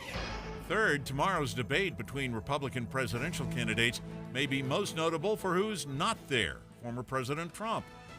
Right now, 67 degrees with rain in Salt Lake City. Back to Dave and Dujanovic on KSL News Radio. Dave and Dujanovic. When I read the New York Times report, it's an investigative report. It is absolutely stunning about the number of close calls in the skies that the Times uncovered. These are near misses, and the FAA, according to what the New York Times is reporting in records that the Times reviewed, Dave, talked about how close these aircrafts came to crashing midair, and they described them as skin to skin. That's how close they were. I think back earlier this year when I watched a video of a FedEx plane that's trying to land in Austin, Texas, as a Southwest plane with passengers on board is trying to take off. Southwest 03, confirm on the road. We're on now. FedEx is on the go. And then they had to tell the FedEx plane to abort their landing. The video is unbelievable, Debbie. It looks like the FedEx plane is going to land right on top of the Southwest plane. And again, just put in your mind's eye these airplanes. You can't see anything, right? The windshield is more decorative than anything else. You have no idea what's going on around you. You can't look at your blind spot because it's all blind spots. It all falls on the air traffic controllers and communication and making sure that everyone knows when they're landing, when they're taking off. And this is way too many near misses. Yeah, I'll talk about just how many in just a moment. But just from a passenger's perspective, I'd almost rather not know. No, you do not want to know. I don't want to this. know because, sorry, you know what I did in the newsroom? I took a snack. Sorry. Ate a snack. Sorry, just choking a little bit here. I've been in a couple of moments, nothing on a major airline, but on a smaller charter flight, and then 2 helicopter issues. I've talked about some of these on the show before. And you just, this sense of like dire urgency and fear is just something I don't want to ever relive when I'm trying to go on a family vacation. So I'd rather not know, and I'm sure these pilots do an amazing job in the moment that maybe the passengers know because there's a sudden jolt to the plane and all of a sudden you're turning like it's a hard left, hard left, you know. But for the most part, I would have no clue. But just in the month of July alone, 46 FAA reports of near misses and close calls. And like I said, they're so close, they've kind of described them as skin to skin in many cases. Let's go over the list of some of them, Dave. I've got the list here, and I want you to, as you're digging through your list over there, let me know if you find any from Utah. Because I've got New York City. In January of this year, there was a near miss between American and Delta. We talked about the one in Austin, Texas in February where the FedEx plane, thank goodness the pilots recognized what was going on and aborted their landing. And then you got to fly over to Boston where there was a JetBlue and a close call with a Hop-A-Jet. I don't know what a Hop-A-Jet is. And then in Miami, there's a really scary near miss with Spirit Airlines and Amerijet International, and that was in February. You're looking through the list. Do you have any in Salt Lake? Not that I see, but let me just make a couple observations here. There's a few things that are going on because when we're talking about air traffic controllers, again, they're the ones that are responsible for communicating with the pilot when you can approach, when you can land, making sure everybody comes at the same time. But you're not only dealing with left, right, you're dealing with altitude, 30,000 feet worth of altitude. So you may have 3 planes that are circling at different altitudes. Like, hey, you circle at 30,000, you circle at 28, you at 26, as you're trying to, it is an orchestra that you are conducting as an air traffic controller. It is incredibly difficult. And I think you add to get to that problem, you've got private aircraft along with commercial aircraft that are coming in and out of airports. It is an extremely difficult job. So maybe this has always been the case. Maybe they've always had these close calls. No, this is unusual. The FAA told the New York Times that there's been a 25% increase in near misses. And the Times report largely attributes this issue to a shortage of air traffic controllers. There's a shortage, and the other issue is you have a lot of newer air traffic controllers because during the pandemic, a lot of air traffic controllers retired, left the business, whatever the case may be. But there's been a growing number of near misses in the skies and on the runways. Here's that one at JFK, American Airlines, taxiing in front of a Delta flight. Delta 1943, cancel takeoff clearance. Delta 1943, cancel takeoff clearance. Rejecting. Okay, that was from earlier this year. Let's listen to the Delta 1943, cancel takeoff clearance. Delta 1943, cancel takeoff clearance. Rejecting. Yeah, Delta 1943 canceled takeoff plans. Well, here's one from Salt Lake City. It's on the list on the New York Times report. Happened June 24th of this year. Near miss, Delta Flight 2024, SkyWest Flight 4065, pilot for SkyWest, a regional airline, failed to fly the correct path into Salt Lake City's airport, veering within 100 feet vertically and less than a mile horizontally of a Delta flight coming in from Ontario, California. So that's the one from Salt Lake City. And 100 feet, veering within 100 feet vertically and less than a mile horizontally of the Delta flight coming in from California. So we haven't been immune to these. And the Times report says the Biden administration trying to seek funding to hire and train more air traffic controllers, but the shortages are more severe and are leading to more dangerous situations than previously known. 300 near misses so far this year. That's a lot. That's a huge number. And you say it's up 25%. Well, that still tells me that there were hundreds of near misses just on a normal year. But much like teaching and nursing, if you have a shortage of air traffic controllers, this is not a job that you just plug somebody in over the weekend. They've got to go off to a special air traffic controller school, which is several months where they do preliminary testing to see, is this person even a possibility? And then you go for extended training. And so you could be a year or two out if you were to start today. So couple that with a mandatory retirement age for air traffic controllers, which is at 56 years old, you can see you're dealing with a very narrow recruiting pool of folks to be air traffic controllers. Okay, even in light of the near misses in this report, which does scare me, it scares me. I guess there's no short-term fix for this. There's no quick fix for this if it rests a lot on the lack or short staffing with air traffic controllers, and also, the fact that so many new ones are being hired. Airline travel is still the safest. It's still the safest form of traveling. I have to remind myself of that when I have those moments. I used to hate flying. When I was younger, I hated flying, and I didn't really get board an airplane, a real plane, to fly anywhere, not the ones you make up when you're a child, with your friends. A real airplane until I was 18 or 19 years old. And I would almost have panic attacks. I remember looking once at the guy next to me, and he could tell the fear in my eyes. And he said, I'll tell you what, everything's going to be okay. Everything's going to be okay. And that's true. It turns out 99.999% of the time that everything is okay. But doesn't mean we absolutely should be staying vigilant. I don't know what they have to do to make sure that these air traffic controllers are like making sure they're compensated appropriately, they have enough time off, they have enough rest, and we're attracting new air traffic controllers. Like, when's the last time you went to a job fair and they're like, hey, do you consider a job as an air traffic controller? Where are we recruiting these folks from? Because you need to step it up. Well, I can tell you the money's good. Is it?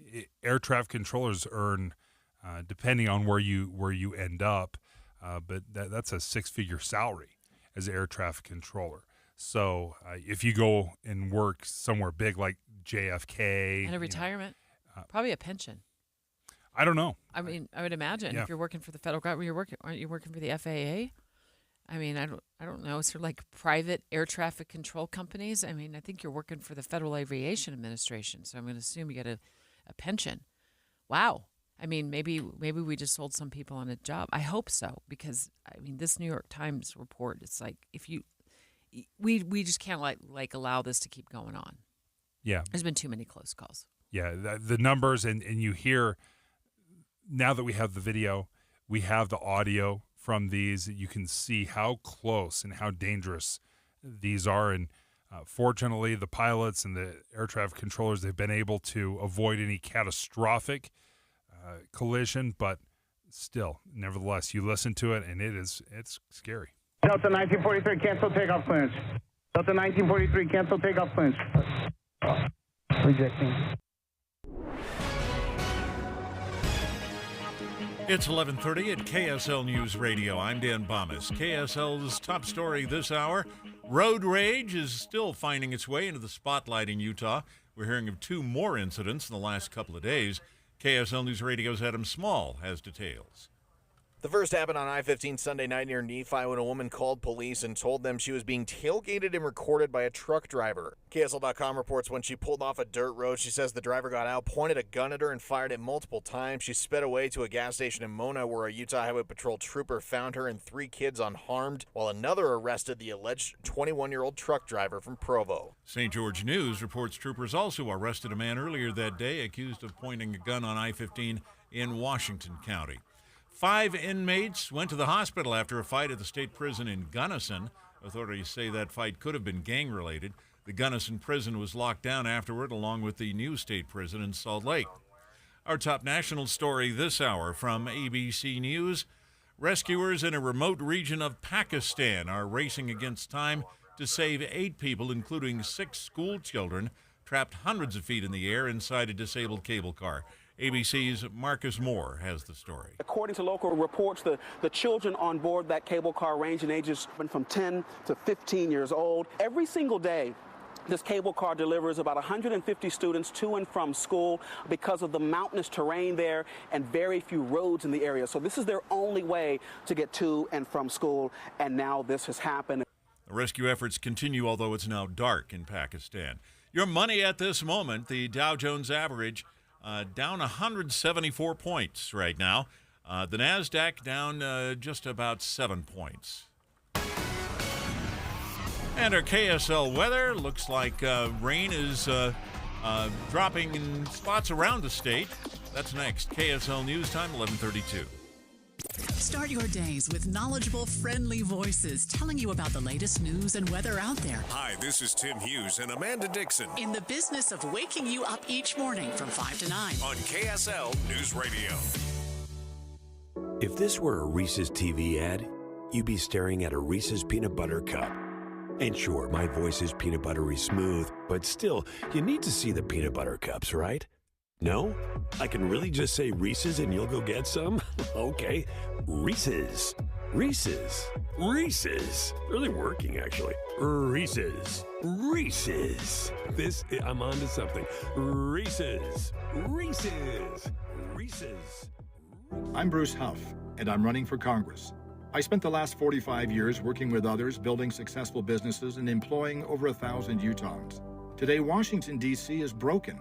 More than ever, we need an innovator who can create solutions and fight the entrenched administrative state. I'm a full-time conservative. I'm the only candidate in the race that voted for Donald Trump in 2020. I'll fight to balance the budget, secure the border, and protect parental rights. I'm pro-life and pro-Second Amendment. I'll do everything possible to move power away from D.C. back to the states. I'll fight to give states more control by pushing for unrestricted block grants that could put an additional $30,000 into every K-12 classroom in Utah. I'll protect the most vulnerable in society by creating tougher penalties for child sex traffickers. I'll take Utah's values of faith, self-reliance, and hard work to Washington. I'm Bruce Huff, and I humbly ask for your vote. Paid for by friends of Bruce Huff. Be advised, this is a once-in-a-lifetime opportunity to save 40 to 80% on a hot tub and swim spa this weekend only, Friday through Sunday, Mountain America Expo Center, Sandy. Be advised, this is a once-in-a-lifetime opportunity to save 40 to 80% on a hot tub and swim spa this weekend only, Friday through Sunday, Mountain America Expo Center, Sandy. 18-month interest-free financing. Our factories have demanded we sell 1,000 hot tubs and swim spas this weekend. Mountain America Expo Center, Sandy. Huge factory incentives, factory rebates, this weekend only. Mountain America Expo Center, Sandy. We can remove your old hot tub. Free delivery of your new hot tub. Hot tub starting at $2,999. Mountain America Expo Center, Sandy. Free delivery of your new hot tub. Just relax and enjoy. Mountain America Expo Center, Sandy. Friday, noon to 8 p.m. Saturday, 10 a.m. to 8 p.m. Sunday, 10 a.m. to 6 p.m. Free admission, free parking, free delivery. Mountain America Expo Center, Sandy. Call 833-SPA-SALE or visit hottubandSwimSpaSale.com. Getting help with plumbing repairs is easier than you think. All you have to do is call Any Hour Services or schedule an appointment at anyhourservices.com. No one helps more homeowners than Any Hour Services. At KSL News Radio, we have a 30-year legacy of honoring Utah teachers, but we can't do it without your help. Please tell us about an important teacher in your life on the KSL Teacher Tribute Wall, presented by Cypress Credit Union. Each month, one lucky teacher wins a $500 gift card from Cypress Credit Union, a $250 gift card to Harmon's, plus season tickets to Hale Center Theater. Say thanks to your teacher today at kslnewsradio.com/teacher from Cypress Credit Union and KSL News Radio. Traffic and weather together, brought to you by Granite Credit Union's high-yield savings certificates. Here's Ricky Meese. We do have a new accident northbound Bangor Highway at the I-80 junction, affecting a right lane of travel. Over to the right shoulder is a crash in Murray. This is westbound I-215 southbound, just after the I-15 junction, so about 700 west, and a crash on Highland Drive, 6700 south.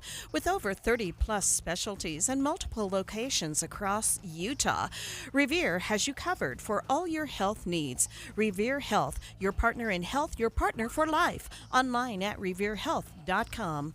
Ricky Meese in the KSL Traffic Center. KSL weather, more showers and thunderstorms this afternoon and evening, along with a chance for flash flooding. The storms continue through Friday. Right now, 68 degrees with a rain shower at KSL News Radio, 102.7 FM, 1160 AM, and KSLNewsRadio.com. Your all-day companion for news. Tracking developments on a situation that happened this morning was reported as breaking news here on Utah's Morning News. Dave, that UTA police trying to find the person who fired shots in the direction of a TRAX train as the train went through Midvale this morning. We're going to get a live update in just a moment from the Utah Transit Authority. Yeah, this is so strange. Number one, I mean, there's incidents that happen all the time, every morning, whether it's tracks, train, buses, the highways, of course. But you said a person fires shots at the TRAX train. Yeah. And like you said, usually when you hear about incidents involving a TRAX train or front runner, maybe it has to do with a pedestrian walking in front or down the line, or a car gets hit by the train, or there's just like some sort of a problem with the train and they need to put it out of service, but not shots fired. This is really unusual. Let's bring Carl Arkey on the line with us with the Utah Transit Authority. First of all, Carl, set the scene for us. What happened and when did it happen? Happened about 5 o'clock this morning, Debbie, and maybe a little bit afterwards. And fortunately, I got an update. It was just one shot, and apparently it was from a pellet gun. So everybody's okay? Yeah, everybody's okay. Obviously, it's something that we take very seriously. We're very concerned about that. It's under investigation right now. But it was one pellet that apparently made impact with the window. Oh my and I goodness. guess if there's anything good that came out of it is that no one was injured. Obviously, that's the greatest thing of all. And the other thing that was kind of encouraging about it was heard by one of our riders, and that rider gave our dispatchers a call. It always says, if you see something, say something, call this number. Well, they called that number, and as the result of that, we were able to pull into the next station, and they were met by local law enforcement officials. We were able to take a look at the train, make sure nobody was injured, and then the train was able to resume its route. So how did they find out it was a pellet gun?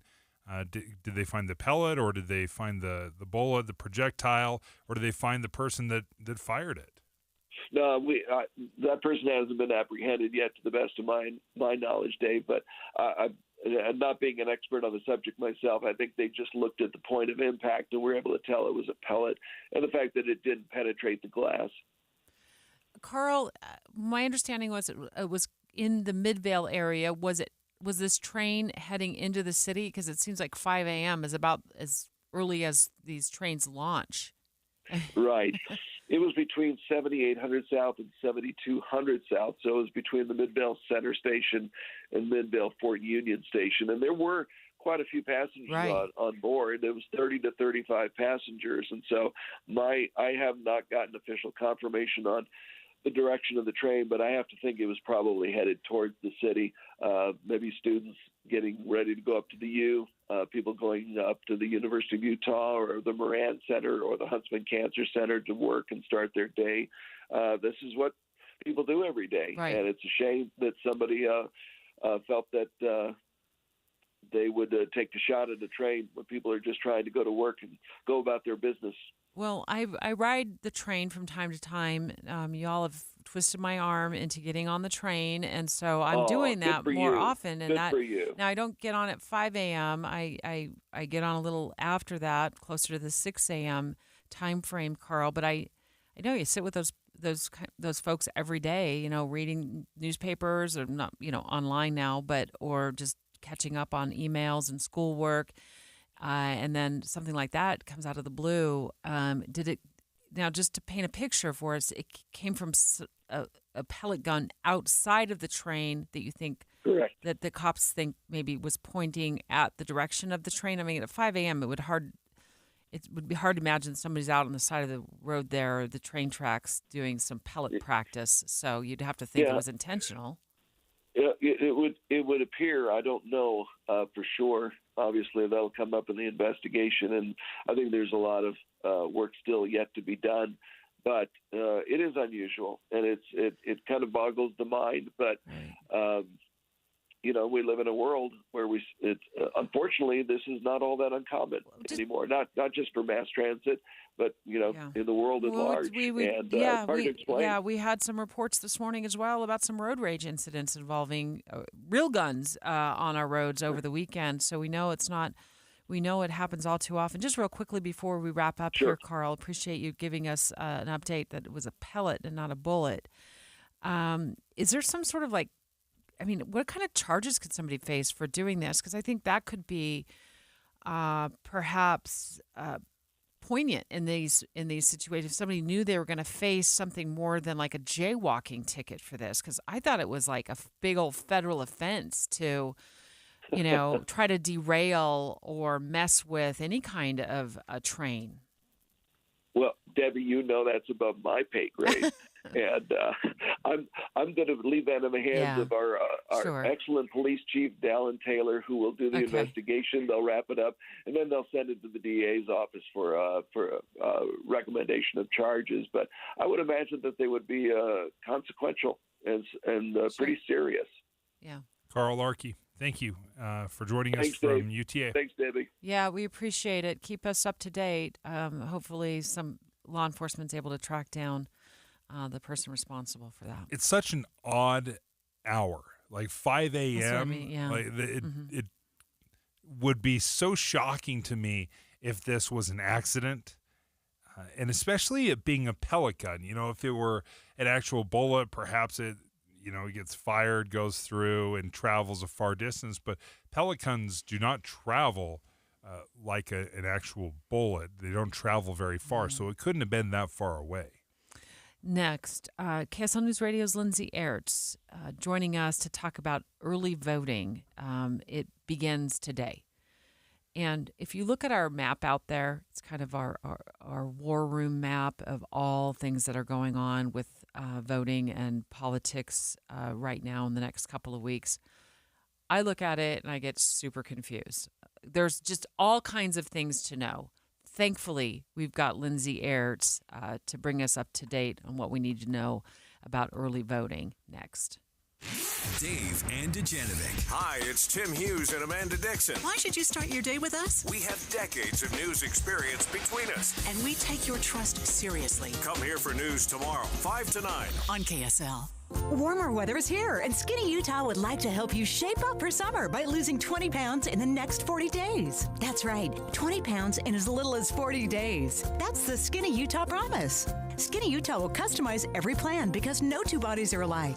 Their proven program is 100% natural. There are never any prepackaged meals or shakes to buy, and they never use dangerous drugs or hormones. Skinny Utah will teach you how to eat real food you buy at the store. Take the first step to a healthier new you and schedule your free weight loss strategy session at skinnyutah.com. A $300 value, absolutely free. Skinny Utah has offices in Draper, Orem, Centerville, and St. George, and they're extending their couple special, where the second person is half price. Schedule your free weight loss strategy session today at skinnyutah.com. That's skinnyutah.com. At Skinny Utah, you have nothing to lose but the weight. Needing a mortgage? Press 1 if you're purchasing a home. Press 2 if this home is a refinance. Press 3 if you need cash back. Your wait time is 20.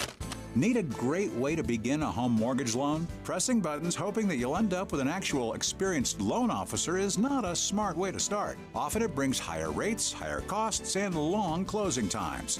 On the other hand, you can call Loans by Rick and speak directly to Rick, a mortgage lender that has closed thousands of loans since 2002. Rick will pick up your call every time. You only talk to Rick, not option 1, 2, or 3.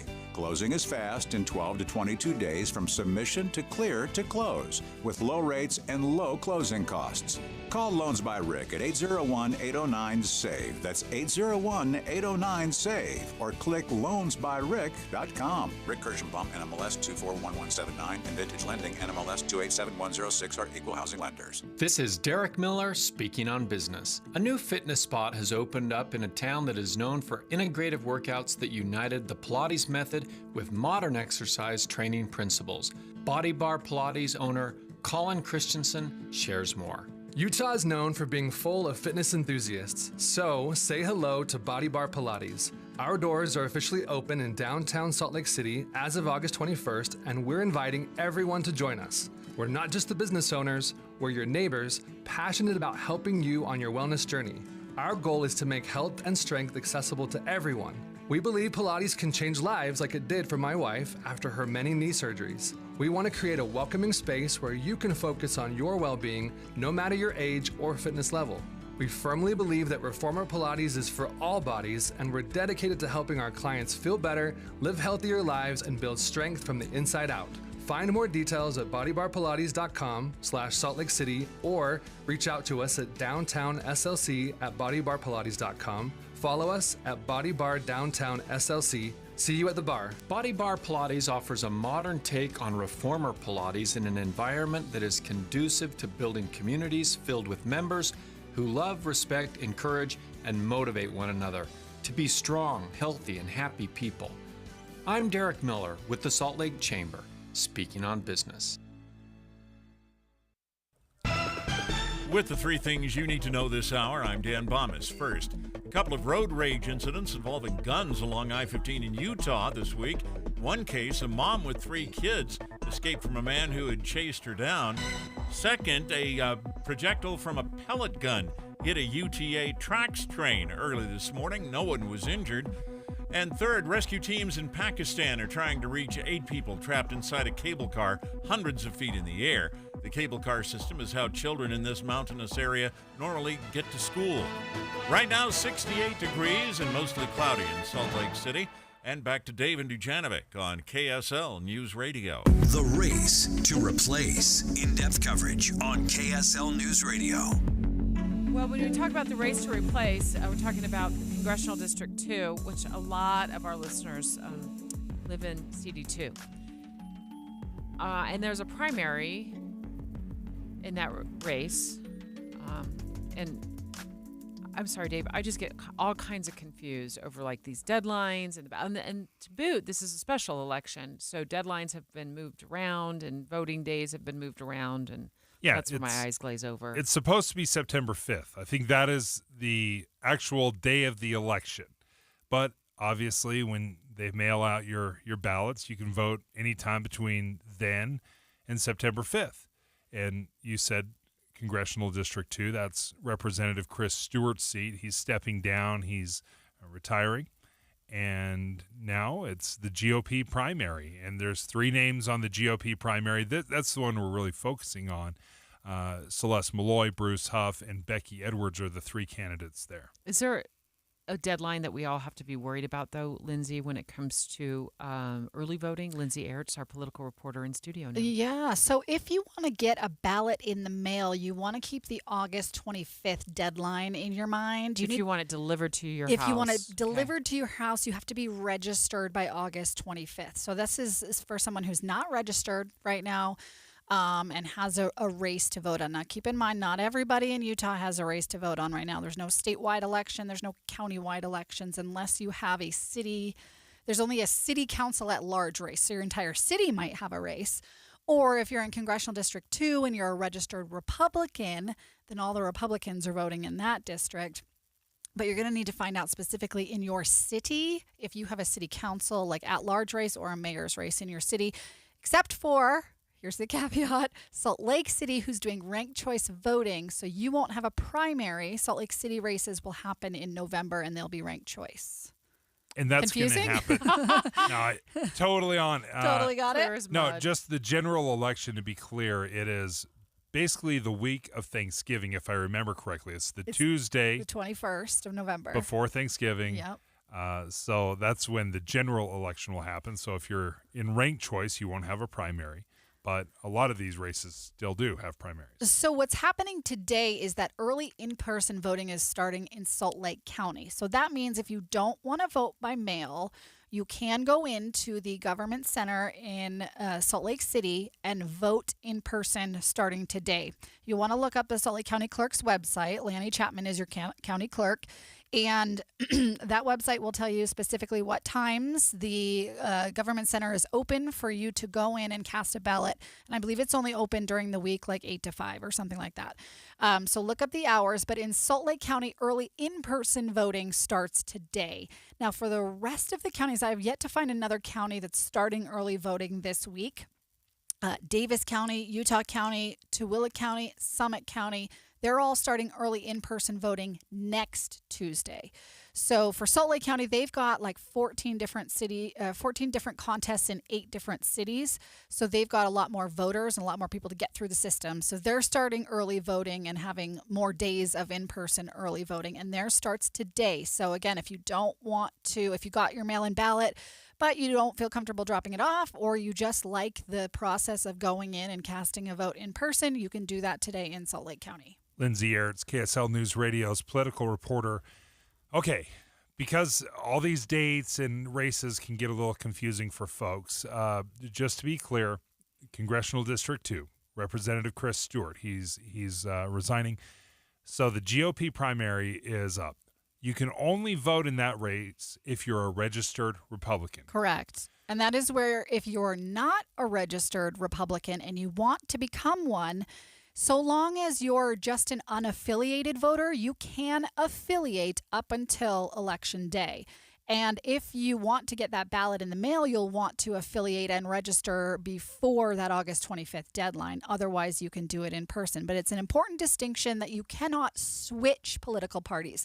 So even if you're registered right now as an independent, if you're registered with the Constitution Party, if you're a registered Democrat, you cannot become a Republican in CD2. You're not allowed to switch parties.